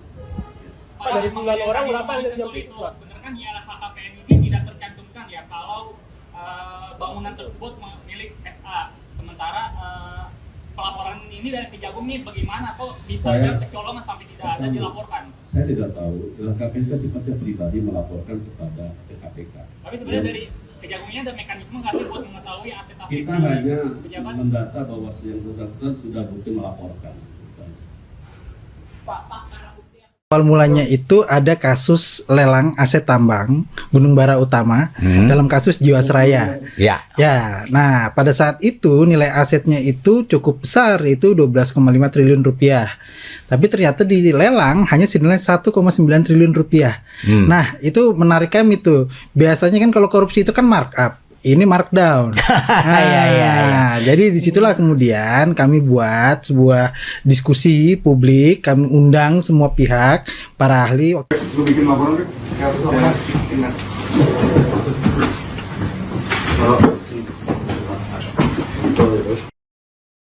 Kasus dugaan korupsi dan tindak pidana pencucian uang atau TPPU yang menjerat ex-Jaksa Agung Muda Tindak Pidana Khusus atau Jampitsus Kejaksaan Agung Febri Adriansyah disebut bermula dari perkara korupsi PT Asuransi Jiwasraya. Hal ini diungkapkan oleh Koordinator Koalisi Sipil Masyarakat Anti Korupsi atau KOSMAK, Ronald Loplobi, dalam wawancara eksklusif di program On Focus di YouTube Tribun News pada Selasa 14 Juli. Ronald menjelaskan dalam perkara Jiwasraya terdapat aset sitaan berupa saham PT Gunung Batubara Utama yang ditaksir bernilai 12,5 triliun rupiah. Namun aset tersebut dilelang Kejagung pada Juni 2023 dengan harga jauh di bawah pasaran, yakni 1,95 triliun rupiah. Ronald menyoroti pemenang lelang yakni PT Indobara Utama Mandiri atau IU yang baru berdiri 10 hari sebelum proses lelang berlangsung. Perusahaan itu diketahui membeli aset menggunakan pinjaman bank. Ia juga menilai pengumuman pemenang tidak dilakukan secara terbuka karena hanya satu media massa yang diundang untuk meliput. Lebih lanjut, penerima manfaat PT IUM disebut adalah Andrew Hidayat, mantan narapidana kasus suap anggota DPR pada tahun 2015 silam. Ronald menduga dari proses ini Andrew menjalin hubungan dengan Febri Adriansyah yang kemudian berlanjut pada kerjasama dalam pengelolaan aset tambang. Selain perkara Jiwasraya, Ronald menyebut Febri diduga terlibat dalam sejumlah kasus lain, termasuk perdagangan batu bara ilegal di Kalimantan Timur yang melibatkan pengusaha Sugianto alias Asun, serta pengadaan batu bara di PLN Energi Primer Indonesia yang tidak sesuai spesifikasi. Febri diduga melakukan intimidasi terhadap pihak PLN agar memberikan fee jika kasus tidak dilanjutkan. Ronald juga menyinggung dugaan penyelundupan pasal dalam perkara mantan pejabat Mahkamah Agung Zarof Richard, yang menurutnya dilakukan untuk menyandera Hakim Agung terkait aliran dana suap. Polri resmi menetapkan Febri Adriansyah sebagai tersangka dugaan korupsi dan TPPU dalam kasus pasokan batubara PLN, Asabri, dan Krakatau Steel. Penetapan sudah dilakukan setelah penggeledahan di sejumlah lokasi pada 8 hingga 10 Juli 2026. Kakortas Tipikor Polri, Irjen Pol Toto Suharyanto menyebut pelimpahan perkara ke Kejagung dilakukan sebagai bentuk sinergi antara Polri dan Kejaksaan Agung.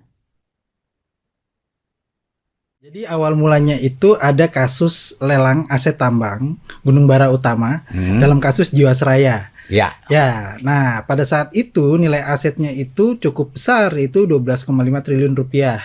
Tapi ternyata dilelang hanya senilai 1,9 triliun rupiah.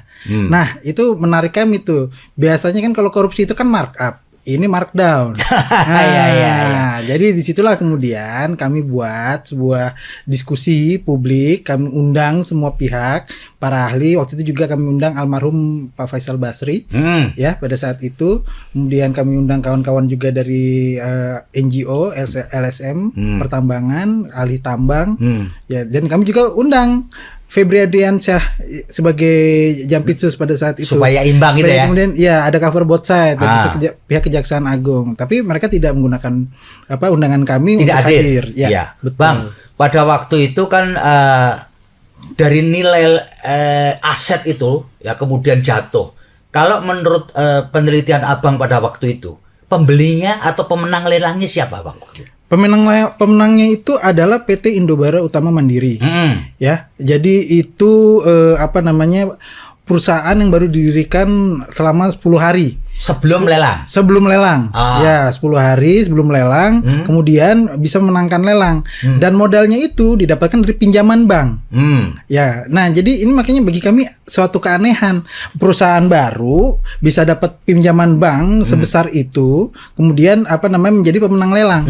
Dan pengumuman lelangnya juga itu tidak dibuka secara publik, hanya di satu media saja. No, Bang, kalau boleh saya tahu dari pengetahuan Abang, penerima manfaat dari PT itu siapa, Bang? Penerima manfaat dari PT itu seingat saya itu adalah Andrew Hidayat. Ada yang namanya Andrew Hidayat. Ya, Andrew Hidayat ini adalah mantan napi korupsi. Nah, jadi bisa terjalin hubungannya dengan Jampitsus Febri Adriansyah itu mungkin dari perkara situ. Nah, kemudian mereka ya bekerja sama lah untuk kemudian memainkan peranan di dalam lelang tambang itu, aset tambang. Nah, setelah menemukan fakta itu, Bang, apalagi yang Abang lakukan bersama teman-teman untuk menelusuri lebih dalam peran dari Febri Adriansyah ini, Pak? Iya, jadi ada beberapa case ya, selain kemudian kasus Jiwasraya, itu ada tata kelola pertambangan, khususnya di Kalimantan, terkait dengan batubara juga nih. Ya, pasokan batubara. Ya, jadi ada tambang ilegal lah. Kalau pernah dengar nama Asun, itu terkait itu. Kemudian terkait dengan kasus kualitas batubara, suplai kualitas batubara yang tidak sesuai dengan spek PLN. Ya. Nah, itu juga kami laporkan. Ya. Kemudian kasus terkait dengan Zaroflikar, ya kan? Oh, Zaroflikar. Ya, Mantan, Zaroflikar, mantan Sekjen ya.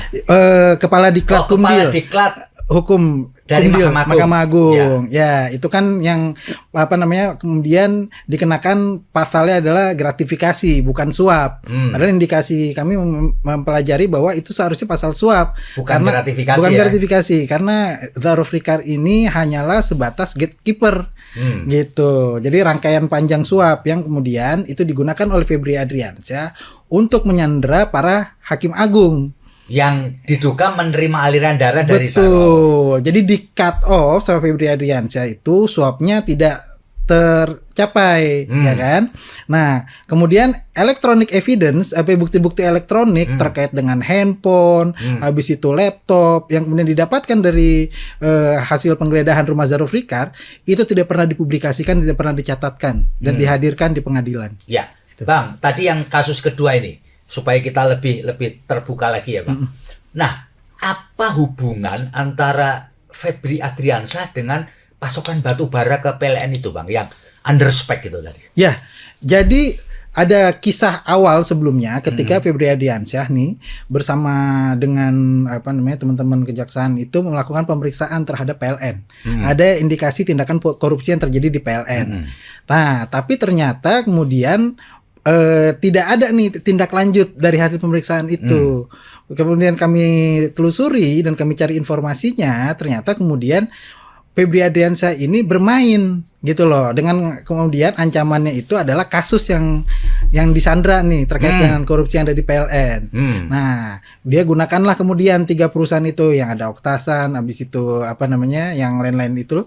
Nah, kemudian dia mendapatkan manfaat dari situ. Untuk harga 1 per metric ton itu dia mendapatkan Rp150.000. Ya. Gitu. Meskipun sebenarnya supplier itu bukan atas nama dia, tetapi dia menerima manfaat dari supply batu bara yang under spec itu ya. Iya, jadi dia istilahnya kami mengatakan bahwa dalam case ini Febri Adriansyah itu melakukan intimidasi terhadap PLN supaya kemudian kasusnya tidak diangkat, ya kan?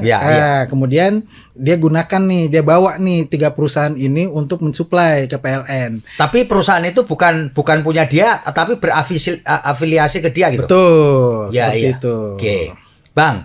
Kemudian di dalam perkara ini Polri itu juga menjaring 1 orang lagi.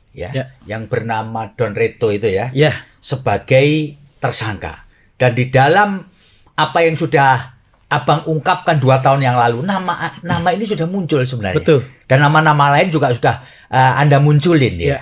Kalau bisa dijelaskan, orang ini siapa, Bang?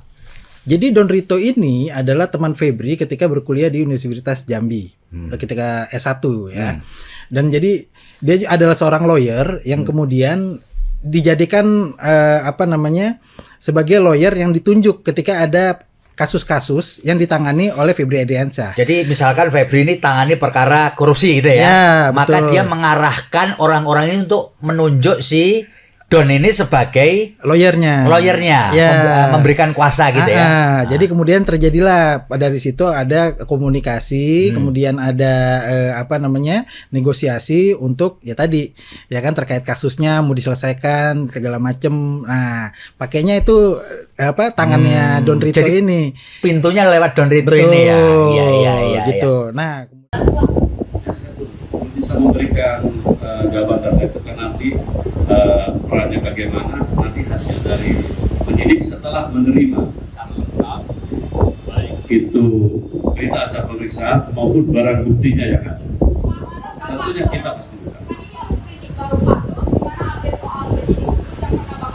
Nah inilah yang saya bilang, ini dalam seperindik baru kami terbitkan materi seperindik dan sifatnya khusus, kita bentuk tim khusus. Ini terdiri dari 9 orang. Kejaksaan Agung atau Kejagung resmi membentuk tim khusus untuk menangani dugaan korupsi dan tindak pidana pencucian uang atau TPPU yang menjerat mantan Jaksa Agung Muda Tindak Pidana Khusus atau Jampitsus Febri Adriansyah. Kepala Pusat Penerangan Hukum Kejagung Anang Supriyatna dalam keterangannya di Kejagung Jakarta pada Rabu 15 Juli menyebut tim berjumlah 9 orang, yang mana sebagian diantaranya merupakan jaksa yang pernah bertugas di Komisi Pemberantasan Korupsi. Beberapa nama yang masuk dalam tim antara lain Riono dan Katarina Mulyana Girsang. Riono diketahui pernah menjadi jaksa KPK hingga 2015 dan kini menjabat Inspektur Keuangan 1 di Jamwas Kejagung. Pada saat bertugas di KPK, ia menangani kasus besar seperti korupsi simulator SIM Korlantas Polri yang menjerat Joko Susilo. Sementara Katarina pernah menjabat sebagai Kepala Biro Hukum KPK periode 2005 hingga 2011. Kini ia menjabat sebagai Kepala Pusat Pemulihan Aset Kejagung sejak April 2026 setelah sebelumnya menjadi Kajati di Bali. Salah satu kasus besar yang pernah ditanganinya adalah perkara korupsi yang menyeret Budi Gunawan pada 2015.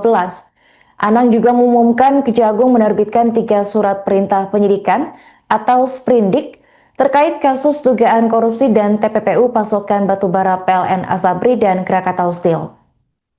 Di antaranya sebagai berikut. Yang pertama ada sprindik nomor 43 tentang dugaan korupsi dan TPPU di PT Krakatau Steel. Kemudian ada sprindik nomor 44 tentang dugaan korupsi terkait proyek PLTU PLN. Dan yang terakhir ada sprindik nomor 45 terkait dugaan korupsi di PT Asabri. Dengan terbitnya sprindik tersebut, penanganan kasus resmi dilimpahkan dari Polri ke Kejagung.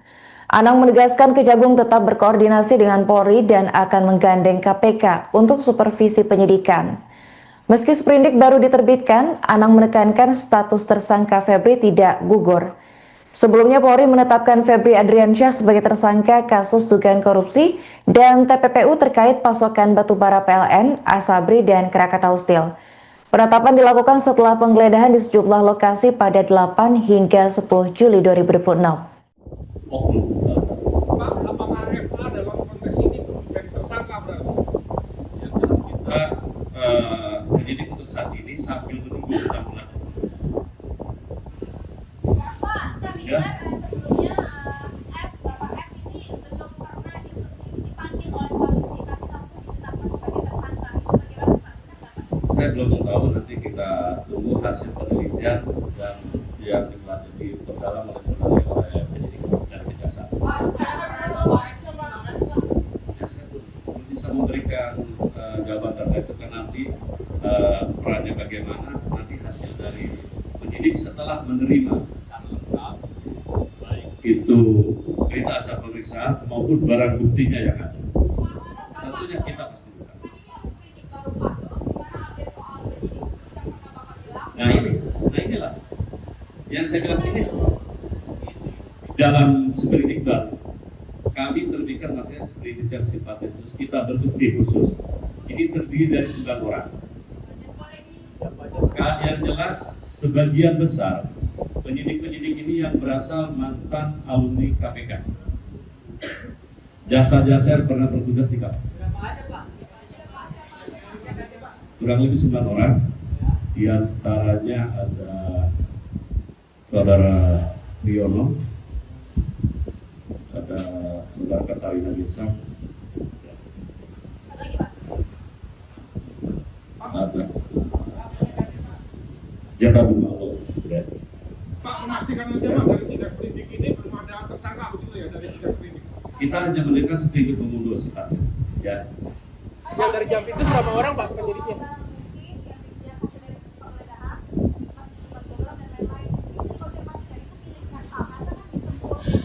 Ya, kalau pengakuan dari beliau sendiri kan bahwa mengakui bahwa itu rumah beliau ya, kalau beliau, tapi ibarat seperti apa? Yang jelas semua yang sudah dilakukan penyitaan dan penggeledahan oleh teman-teman penyidik Polri akan diserahkan semuanya ke kita. Ya belum, saya belum tahu. Hanya pengakuan kemarin dari secara lisan ya. Pak, mungkin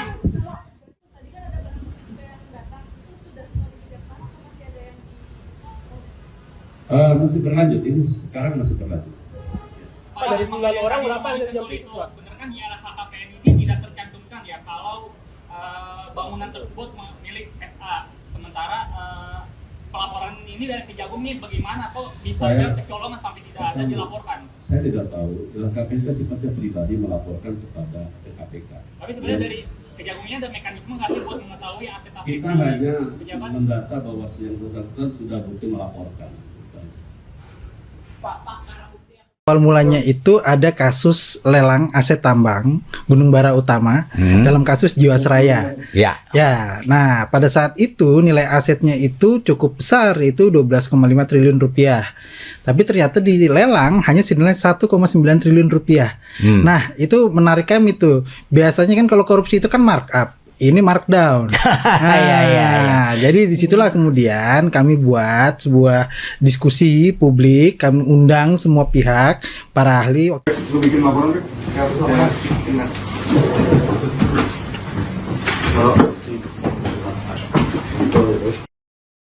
Kasus dugaan korupsi dan tindak pidana pencucian uang atau TPPU yang menjerat ex-Jaksa Agung Muda Tindak Pidana Khusus atau Jampitsus Kejaksaan Agung Febri Adriansyah disebut bermula dari perkara korupsi PT Asuransi Jiwasraya.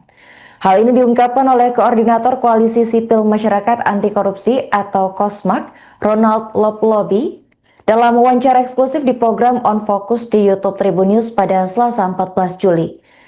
Ronald menjelaskan dalam perkara Jiwasraya terdapat aset sitaan berupa saham PT Gunung Batubara Utama yang ditaksir bernilai 12,5 triliun rupiah. Namun aset tersebut dilelang Kejagung pada Juni 2023 dengan harga jauh di bawah pasaran, yakni 1,95 triliun rupiah. Ronald menyoroti pemenang lelang yakni PT Indobara Utama Mandiri atau IUM yang baru berdiri 10 hari sebelum proses lelang berlangsung. Perusahaan itu diketahui membeli aset menggunakan pinjaman bank.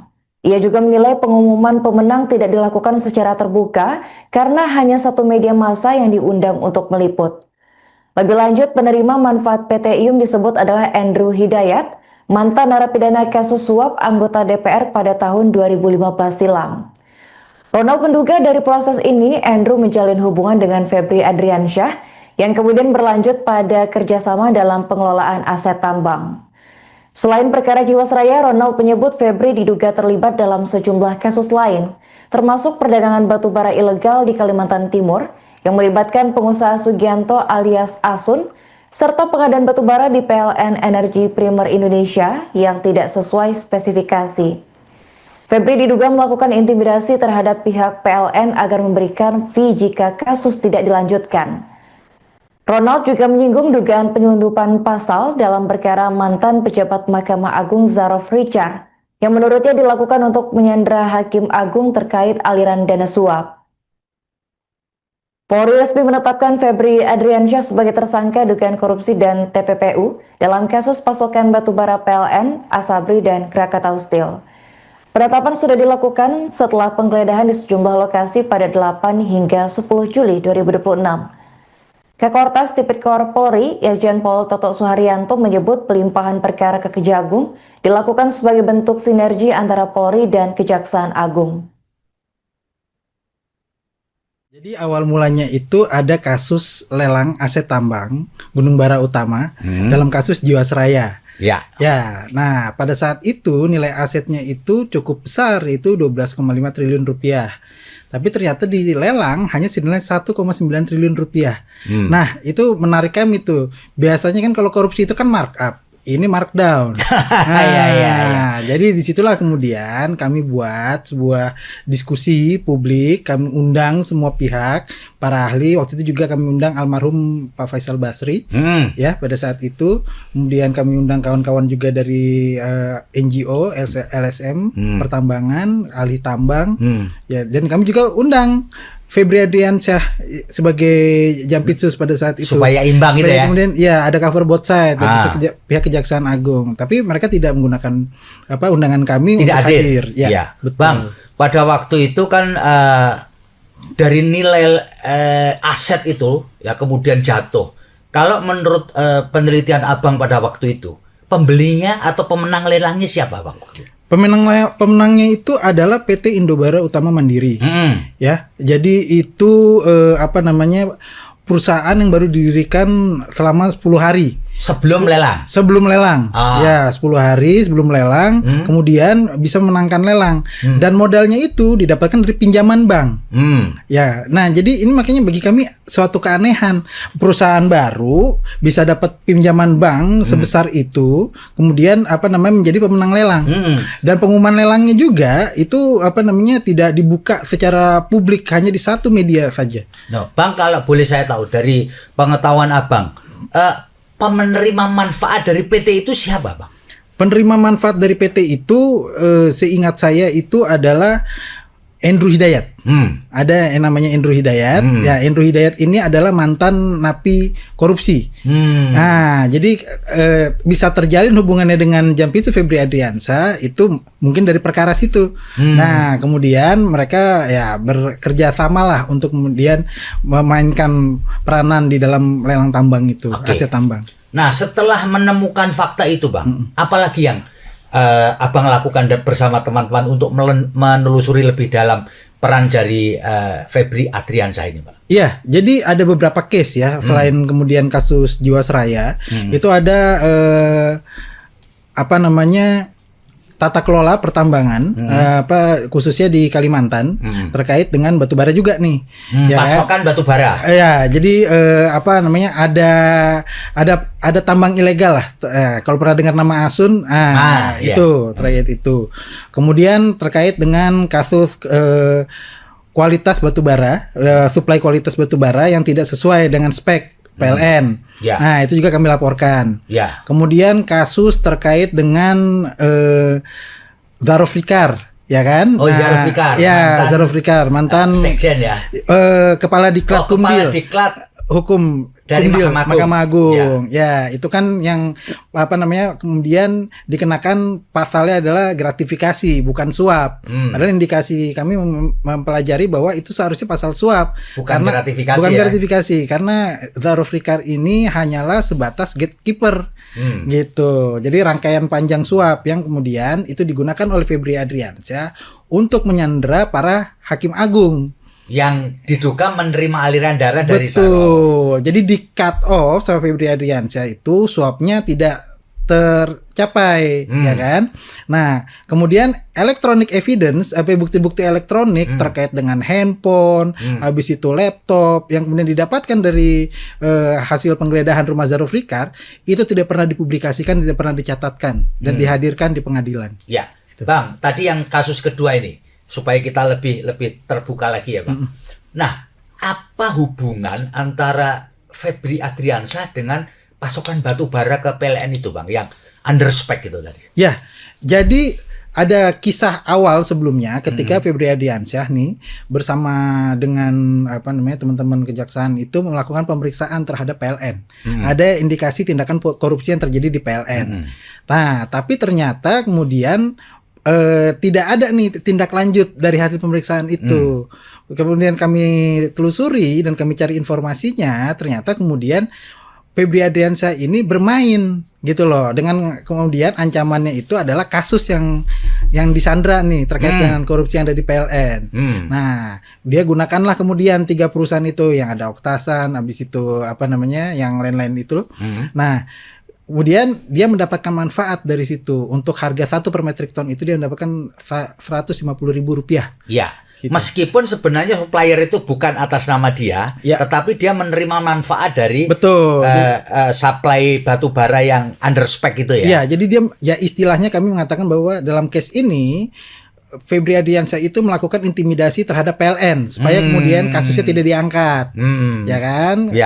Kemudian dia bawa nih 3 perusahaan ini untuk mensuplai ke PLN. Tapi perusahaan itu bukan punya dia, tapi berafiliasi ke dia gitu. Betul, seperti itu. Oke, Bang. Kemudian di dalam perkara ini Polri itu juga menjaring 1 orang lagi. Yang bernama Don Reto itu sebagai tersangka. Dan di dalam apa yang sudah Abang ungkapkan 2 tahun yang lalu, nama ini sudah muncul sebenarnya. Betul. Dan nama-nama lain juga sudah Anda munculin ya. Kalau bisa dijelaskan, orang ini siapa, Bang? Jadi Don Rito ini adalah teman Febri ketika berkuliah di Universitas Jambi, ketika S1 ya. Dan jadi dia adalah seorang lawyer yang kemudian dijadikan sebagai lawyer yang ditunjuk ketika ada kasus-kasus yang ditangani oleh Febri Adriansyah. Jadi misalkan Febri ini tangani perkara korupsi gitu ya. Ya, maka betul. dia mengarahkan orang-orang ini untuk menunjuk si Don ini sebagai lawyernya, ya. Memberikan kuasa gitu ya. Jadi kemudian terjadilah dari situ ada komunikasi, kemudian ada negosiasi untuk ya tadi ya kan terkait kasusnya mau diselesaikan segala macem. Nah, pakainya itu tangannya Don Rito Jadi, ini. Pintunya lewat Don Rito ini ya. Iya. Gitu. Nah, bisa memberikan jawaban itu kan nanti perannya bagaimana, nanti hasil dari penyidik setelah menerima itu berita acara pemeriksaan maupun barang buktinya yang ada. Tentunya kita pasti bukan. Nah inilah yang saya bilang ini dalam seperindik baru. Kami terbitkan materi seperindik yang sifatnya khusus, kita bentuk tim khusus. Ini terdiri dari 9 orang. Kejaksaan Agung atau Kejagung resmi membentuk tim khusus untuk menangani dugaan korupsi dan tindak pidana pencucian uang atau TPPU yang menjerat mantan Jaksa Agung Muda Tindak Pidana Khusus atau Jampitsus Febri Adriansyah. Kepala Pusat Penerangan Hukum Kejagung Anang Supriyatna dalam keterangannya di Kejagung Jakarta pada Rabu 15 Juli menyebut tim berjumlah 9 orang yang mana sebagian diantaranya merupakan jaksa yang pernah bertugas di Komisi Pemberantasan Korupsi. Beberapa nama yang masuk dalam tim antara lain Riono dan Katarina Mulyana Girsang. Riono diketahui pernah menjadi jaksa KPK hingga 2015 dan kini menjabat Inspektur Keuangan 1 di Jamwas Kejagung. Pada saat bertugas di KPK, ia menangani kasus besar seperti korupsi simulator SIM Korlantas Polri yang menjerat Joko Susilo. Sementara Katarina pernah menjabat sebagai Kepala Biro Hukum KPK periode 2005 hingga 2011. Kini ia menjabat sebagai Kepala Pusat Pemulihan Aset Kejagung sejak April 2026 setelah sebelumnya menjadi Kajati di Bali. Salah satu kasus besar yang pernah ditanganinya adalah perkara korupsi yang menyeret Budi Gunawan pada 2015. Anang juga mengumumkan Kejagung menerbitkan 3 surat perintah penyidikan atau sprindik terkait kasus dugaan korupsi dan TPPU pasokan batubara PLN Asabri dan Krakatau Steel. Di antaranya sebagai berikut. Yang pertama ada sprindik nomor 43 tentang dugaan korupsi dan TPPU di PT Krakatau Steel. Kemudian ada sprindik nomor 44 tentang dugaan korupsi terkait proyek PLTU PLN. Dan yang terakhir ada sprindik nomor 45 terkait dugaan korupsi di PT Asabri. Dengan terbitnya sprindik tersebut, penanganan kasus resmi dilimpahkan dari Polri ke Kejagung. Anang menegaskan Kejagung tetap berkoordinasi dengan Polri dan akan menggandeng KPK untuk supervisi penyidikan. Meski sprindik baru diterbitkan, Anang menekankan status tersangka Febri tidak gugur. Sebelumnya Polri menetapkan Febri Adriansyah sebagai tersangka kasus dugaan korupsi dan TPPU terkait pasokan batubara PLN, Asabri, dan Krakatau Steel. Penetapan dilakukan setelah penggeledahan di sejumlah lokasi pada 8 hingga 10 Juli 2026. Pak, apakah FA dalam konteks ini menjadi tersangka berarti? Yang jelas kita penyidik untuk saat ini sambil menunggu penanggulangan. Pak, kami dengar sebelumnya Bapak F ini belum pernah dipanggil oleh polisi, tapi langsung ditetapkan sebagai tersangka. Bagaimana Pak? Benar nggak Pak? Saya belum tahu, nanti kita tunggu hasil penelitian dan yang diperdalam oleh penyidik dan kejaksaan. Ya, saya belum bisa memberikan jawaban terkait itu kan nanti perannya bagaimana, nanti hasil dari penyidik setelah menerima itu berita acara pemeriksaan maupun barang buktinya yang ada. Tentunya kita pasti bukan. Nah inilah yang saya bilang ini dalam seperindik baru. Kami terbitkan materi seperindik yang sifatnya khusus, kita bentuk tim khusus. ini terdiri dari 9 orang. Yang jelas sebagian besar penyidik-penyidik ini yang berasal mantan alumni KPK. Jasa-jasa yang pernah bertugas di KPK. Kurang lebih 9 orang. Di antaranya ada Saudara Riono, ada Saudara Katarina Desa, ada Jaka Bumalo. Pak, memastikan aja Pak, dari 3 sprindik ini belum ada tersangka begitu ya, dari 3 sprindik? Kita hanya memberikan seprindik pembunuh sifatnya, ya. Yang dari Jampitsus berapa orang Pak penyidiknya?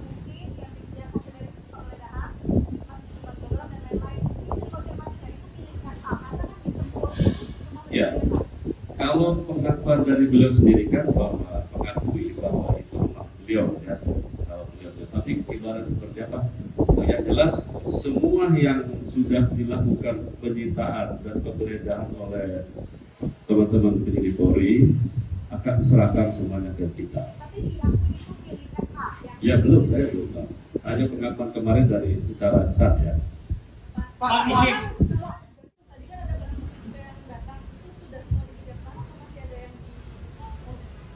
masih berlanjut, ini sekarang masih berlanjut. Pak, dari 9 orang berapa yang dari Jampitsus Pak? Benar kan ya LHKPN ini tidak tercantumkan ya kalau bangunan tersebut milik FA. Sementara pelaporan ini dari Kejagung ini bagaimana kok bisa ada kecolongan sampai tidak ada dilaporkan? Saya tidak tahu, LHKPN kan sifatnya pribadi melaporkan kepada KPK. Tapi sebenarnya dari Kejagungnya ada mekanisme nggak sih buat mengetahui aset-aset Kita hanya pejabat? mendata bahwa yang bersangkutan sudah bukti melaporkan. Awal mulanya itu ada kasus lelang aset tambang Gunung Bara Utama dalam kasus Jiwasraya. Ya. Ya, nah pada saat itu nilai asetnya itu cukup besar, itu 12,5 triliun rupiah. Tapi ternyata di lelang hanya senilai 1,9 triliun rupiah. Nah itu menarik kami tuh. Biasanya kan kalau korupsi itu kan markup. Ini markdown. Nah, jadi disitulah kemudian kami buat sebuah diskusi publik, kami undang semua pihak, para ahli. Lu bikin laporan deh.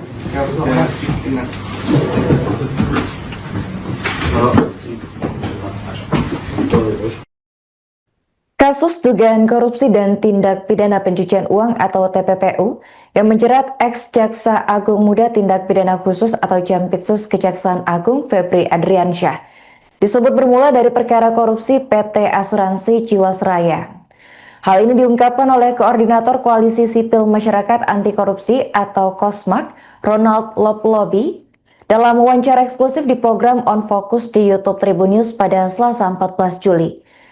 Ronald menjelaskan dalam perkara Jiwasraya terdapat aset sitaan berupa saham PT Gunung Batubara Utama yang ditaksir bernilai 12,5 triliun rupiah. Namun aset tersebut dilelang Kejagung pada Juni 2023 dengan harga jauh di bawah pasaran, yakni 1,95 triliun rupiah. Ronald menyoroti pemenang lelang yakni PT Indobara Utama Mandiri atau IU yang baru berdiri 10 hari sebelum proses lelang berlangsung. Perusahaan itu diketahui membeli aset menggunakan pinjaman bank. Ia juga menilai pengumuman pemenang tidak dilakukan secara terbuka karena hanya satu media massa yang diundang untuk meliput. Lebih lanjut, penerima manfaat PT IUM disebut adalah Andrew Hidayat, mantan narapidana kasus suap anggota DPR pada tahun 2015 silam. Ronald menduga dari proses ini, Andrew menjalin hubungan dengan Febri Adriansyah yang kemudian berlanjut pada kerjasama dalam pengelolaan aset tambang. Selain perkara Jiwasraya, Ronald menyebut Febri diduga terlibat dalam sejumlah kasus lain, termasuk perdagangan batubara ilegal di Kalimantan Timur yang melibatkan pengusaha Sugianto alias Asun, serta pengadaan batubara di PLN Energi Primer Indonesia yang tidak sesuai spesifikasi. Febri diduga melakukan intimidasi terhadap pihak PLN agar memberikan fee jika kasus tidak dilanjutkan. Ronald juga menyinggung dugaan penyelundupan pasal dalam perkara mantan pejabat Mahkamah Agung Zarof Richard yang menurutnya dilakukan untuk menyandra Hakim Agung terkait aliran dana suap.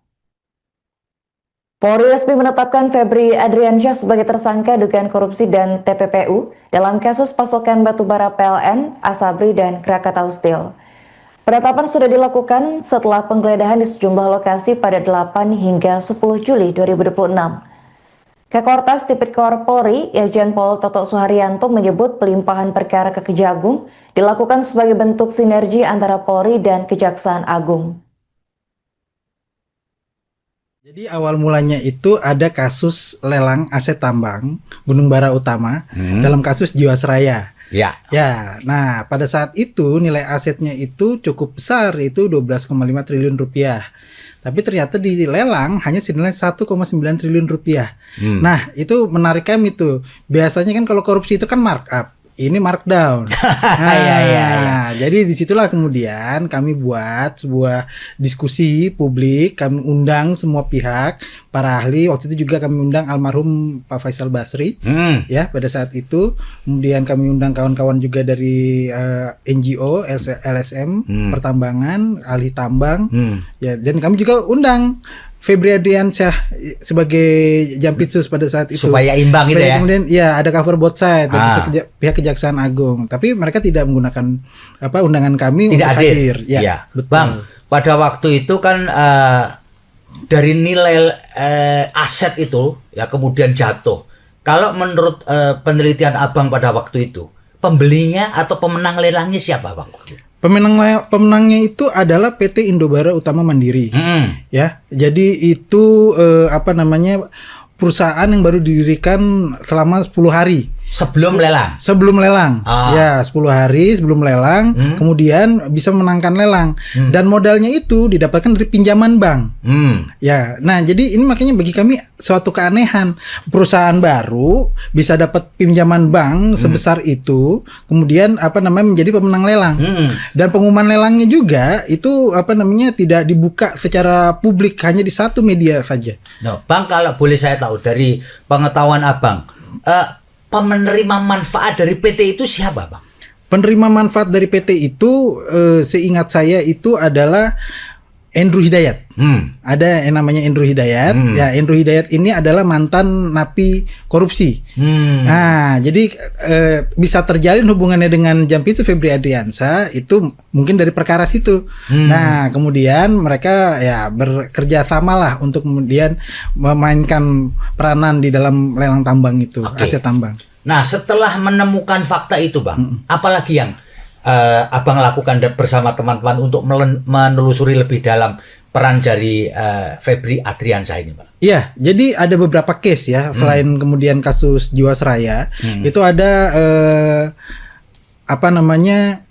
tata kelola pertambangan, khususnya di Kalimantan, terkait dengan batubara juga nih. Ya, pasokan batubara. Ya, jadi ada tambang ilegal lah. Kalau pernah dengar nama Asun, itu terkait itu. Kemudian terkait dengan kasus kualitas batubara, suplai kualitas batubara yang tidak sesuai dengan spek PLN. Nah, itu juga kami laporkan. Kemudian kasus terkait dengan Zarofikar, ya kan? Oh, Zarofikar. Ya, Zarofikar, mantan sekjen ya. Kepala Diklat Kumdil. Kepala Diklat Hukum dari Mahkamah Agung. Ya, itu kan yang kemudian dikenakan pasalnya adalah gratifikasi, bukan suap. Padahal indikasi kami mempelajari bahwa itu seharusnya pasal suap, bukan gratifikasi. Bukan gratifikasi, karena Zarofikar ini hanyalah sebatas gatekeeper. Gitu. Jadi rangkaian panjang suap yang kemudian itu digunakan oleh Febri Adriansyah untuk menyandera para hakim agung yang diduga menerima aliran dana dari Sarof. Betul. Jadi di cut off sama Febri Adriansyah itu suapnya tidak tercapai, ya kan?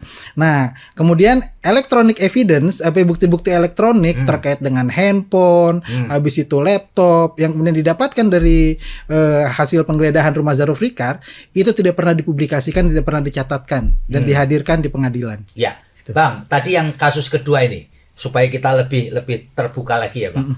Nah, apa hubungan antara Febri Adriansyah dengan pasokan batu bara ke PLN itu, Bang, yang under spec itu tadi? Ya, jadi ada kisah awal sebelumnya ketika Febri Adriansyah nih bersama dengan teman-teman kejaksaan itu melakukan pemeriksaan terhadap PLN. Ada indikasi tindakan korupsi yang terjadi di PLN. Nah, tapi ternyata kemudian tidak ada nih tindak lanjut dari hasil pemeriksaan itu. Kemudian kami telusuri dan kami cari informasinya, ternyata kemudian Febri Adriansyah ini bermain gitu loh, dengan kemudian ancamannya itu adalah kasus yang disandra nih terkait dengan korupsi yang ada di PLN. Nah, dia gunakanlah kemudian 3 perusahaan itu, yang ada Oktasan, habis itu apa namanya, yang lain-lain itu. Nah, kemudian dia mendapatkan manfaat dari situ. Untuk harga 1 per metrik ton itu dia mendapatkan Rp150.000. Ya. Gitu. Meskipun sebenarnya supplier itu bukan atas nama dia, tetapi dia menerima manfaat dari supply batu bara yang under spec itu ya. Iya, jadi dia, ya istilahnya kami mengatakan bahwa dalam case ini Febri Adriansyah itu melakukan intimidasi terhadap PLN supaya kemudian kasusnya tidak diangkat, ya kan? Kemudian dia gunakan nih, dia bawa nih 3 perusahaan ini untuk mensuplai ke PLN. Tapi perusahaan itu bukan punya dia, tapi berafiliasi ke dia gitu. Betul, seperti itu. Oke, Bang. Kemudian di dalam perkara ini Polri itu juga menjaring 1 orang lagi. Yang bernama Don Reto itu sebagai tersangka, dan di dalam apa yang sudah Abang ungkapkan 2 tahun yang lalu, nama ini sudah muncul sebenarnya. Betul. Dan nama-nama lain juga sudah Anda munculin ya. Kalau bisa dijelaskan, orang ini siapa, Bang? Jadi Don Rito ini adalah teman Febri ketika berkuliah di Universitas Jambi, ketika S1 ya. Dan jadi dia adalah seorang lawyer yang kemudian dijadikan sebagai lawyer yang ditunjuk ketika ada kasus-kasus yang ditangani oleh Febri Adriansyah. Jadi misalkan Febri ini tangani perkara korupsi gitu ya, maka betul. dia mengarahkan orang-orang ini untuk menunjuk si Don ini sebagai lawyernya, memberikan kuasa gitu ya. Jadi kemudian terjadilah dari situ ada komunikasi, kemudian ada negosiasi untuk terkait kasusnya mau diselesaikan segala macem. Nah, pakainya itu tangannya Don Rito jadi, ini. Pintunya lewat Don Rito ini ya. Iya. Gitu. Nah, bisa memberikan jabatan itu kan nanti perannya bagaimana, nanti hasil dari penyidik setelah menerima itu berita acara pemeriksaan maupun barang buktinya yang ada, tentunya kita pasti buka.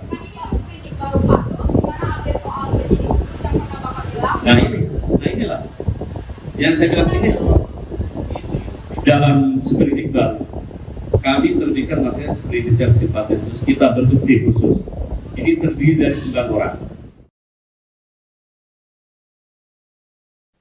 Kejaksaan Agung atau Kejagung resmi membentuk tim khusus untuk menangani dugaan korupsi dan tindak pidana pencucian uang atau TPPU yang menjerat mantan Jaksa Agung Muda Tindak Pidana Khusus atau Jampitsus Febri Adriansyah. Kepala Pusat Penerangan Hukum Kejagung Anang Supriyatna dalam keterangannya di Kejagung Jakarta pada Rabu 15 Juli menyebut tim berjumlah 9 orang yang mana sebagian diantaranya merupakan jaksa yang pernah bertugas di Komisi Pemberantasan Korupsi. Beberapa nama yang masuk dalam tim antara lain Riono dan Katarina Mulyana Girsang. Riono diketahui pernah menjadi jaksa KPK hingga 2015 dan kini menjabat Inspektur Keuangan 1 di Jamwas Kejagung. Pada saat bertugas di KPK, ia menangani kasus besar seperti korupsi simulator SIM Korlantas Polri yang menjerat Joko Susilo. Sementara Katarina pernah menjabat sebagai Kepala Biro Hukum KPK periode 2005 hingga 2011. Kini ia menjabat sebagai Kepala Pusat Pemulihan Aset Kejagung sejak April 2026 setelah sebelumnya menjadi Kajati di Bali. Salah satu kasus besar yang pernah ditanganinya adalah perkara korupsi yang menyeret Budi Gunawan pada 2015. Anang juga mengumumkan Kejagung menerbitkan 3 surat perintah penyidikan atau sprindik terkait kasus dugaan korupsi dan TPPU pasokan batubara PLN Asabri dan Krakatau Steel. Di antaranya sebagai berikut. Yang pertama ada Sprindik nomor 43 tentang dugaan korupsi dan TPPU di PT Krakatau Steel. Kemudian ada Sprindik nomor 44 tentang dugaan korupsi terkait proyek PLTU PLN. Dan yang terakhir ada Sprindik nomor 45 terkait dugaan korupsi di PT Asabri. Dengan terbitnya sprindik tersebut, penanganan kasus resmi dilimpahkan dari Polri ke Kejagung. Anang menegaskan Kejagung tetap berkoordinasi dengan Polri dan akan menggandeng KPK untuk supervisi penyidikan. Meski sprindik baru diterbitkan, Anang menekankan status tersangka Febri tidak gugur. Sebelumnya Polri menetapkan Febri Adriansyah sebagai tersangka kasus dugaan korupsi dan TPPU terkait pasokan batubara PLN, Asabri, dan Krakatau Steel. Penetapan dilakukan setelah penggeledahan di sejumlah lokasi pada 8 hingga 10 Juli 2026. Pak, apakah FA dalam konteks ini belum jadi tersangka berarti? Yang jelas kita penyidik untuk saat ini sambil menunggu penampilan. Pak, kami dengar sebelumnya Bapak F ini belum pernah dipanggil oleh polisi, tapi langsung ditetapkan sebagai tersangka. Itu bagaimana Pak? Benar nggak Pak? Saya belum tahu, nanti kita tunggu hasil penelitian dan yang diperdalam oleh penyidik dan kejaksaan. Ya, saya belum bisa memberikan jawaban terkait itu kan nanti perannya bagaimana, nanti hasil dari penyidik setelah menerima itu berita acara pemeriksaan maupun barang buktinya yang ada. Tentunya kita pasti buka. Nah inilah yang saya bilang ini dalam sprindik baru kami terbitkan materi sprindik yang sifatnya khusus, kita bentuk tim khusus. Ini terdiri dari 9 orang. Yang jelas sebagian besar penyidik-penyidik ini yang berasal mantan alumni KPK. Jasa-jasa yang pernah bertugas di KPK.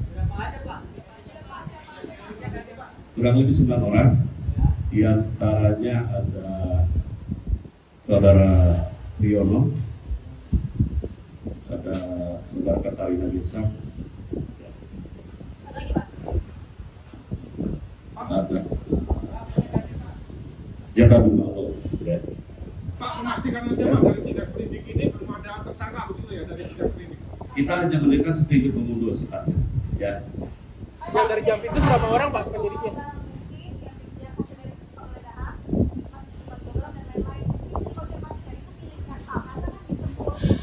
Ya, kalau pengakuan dari beliau sendiri kan bahwa mengakui bahwa itu rumah beliau ya, kalau beliau, tapi ibarat seperti apa? Yang jelas semua yang sudah dilakukan penyitaan dan penggeledahan oleh teman-teman penyidik Polri akan diserahkan semuanya ke kita. Ya belum, saya belum tahu. Hanya pengakuan kemarin dari secara lisan ya. Pak, ini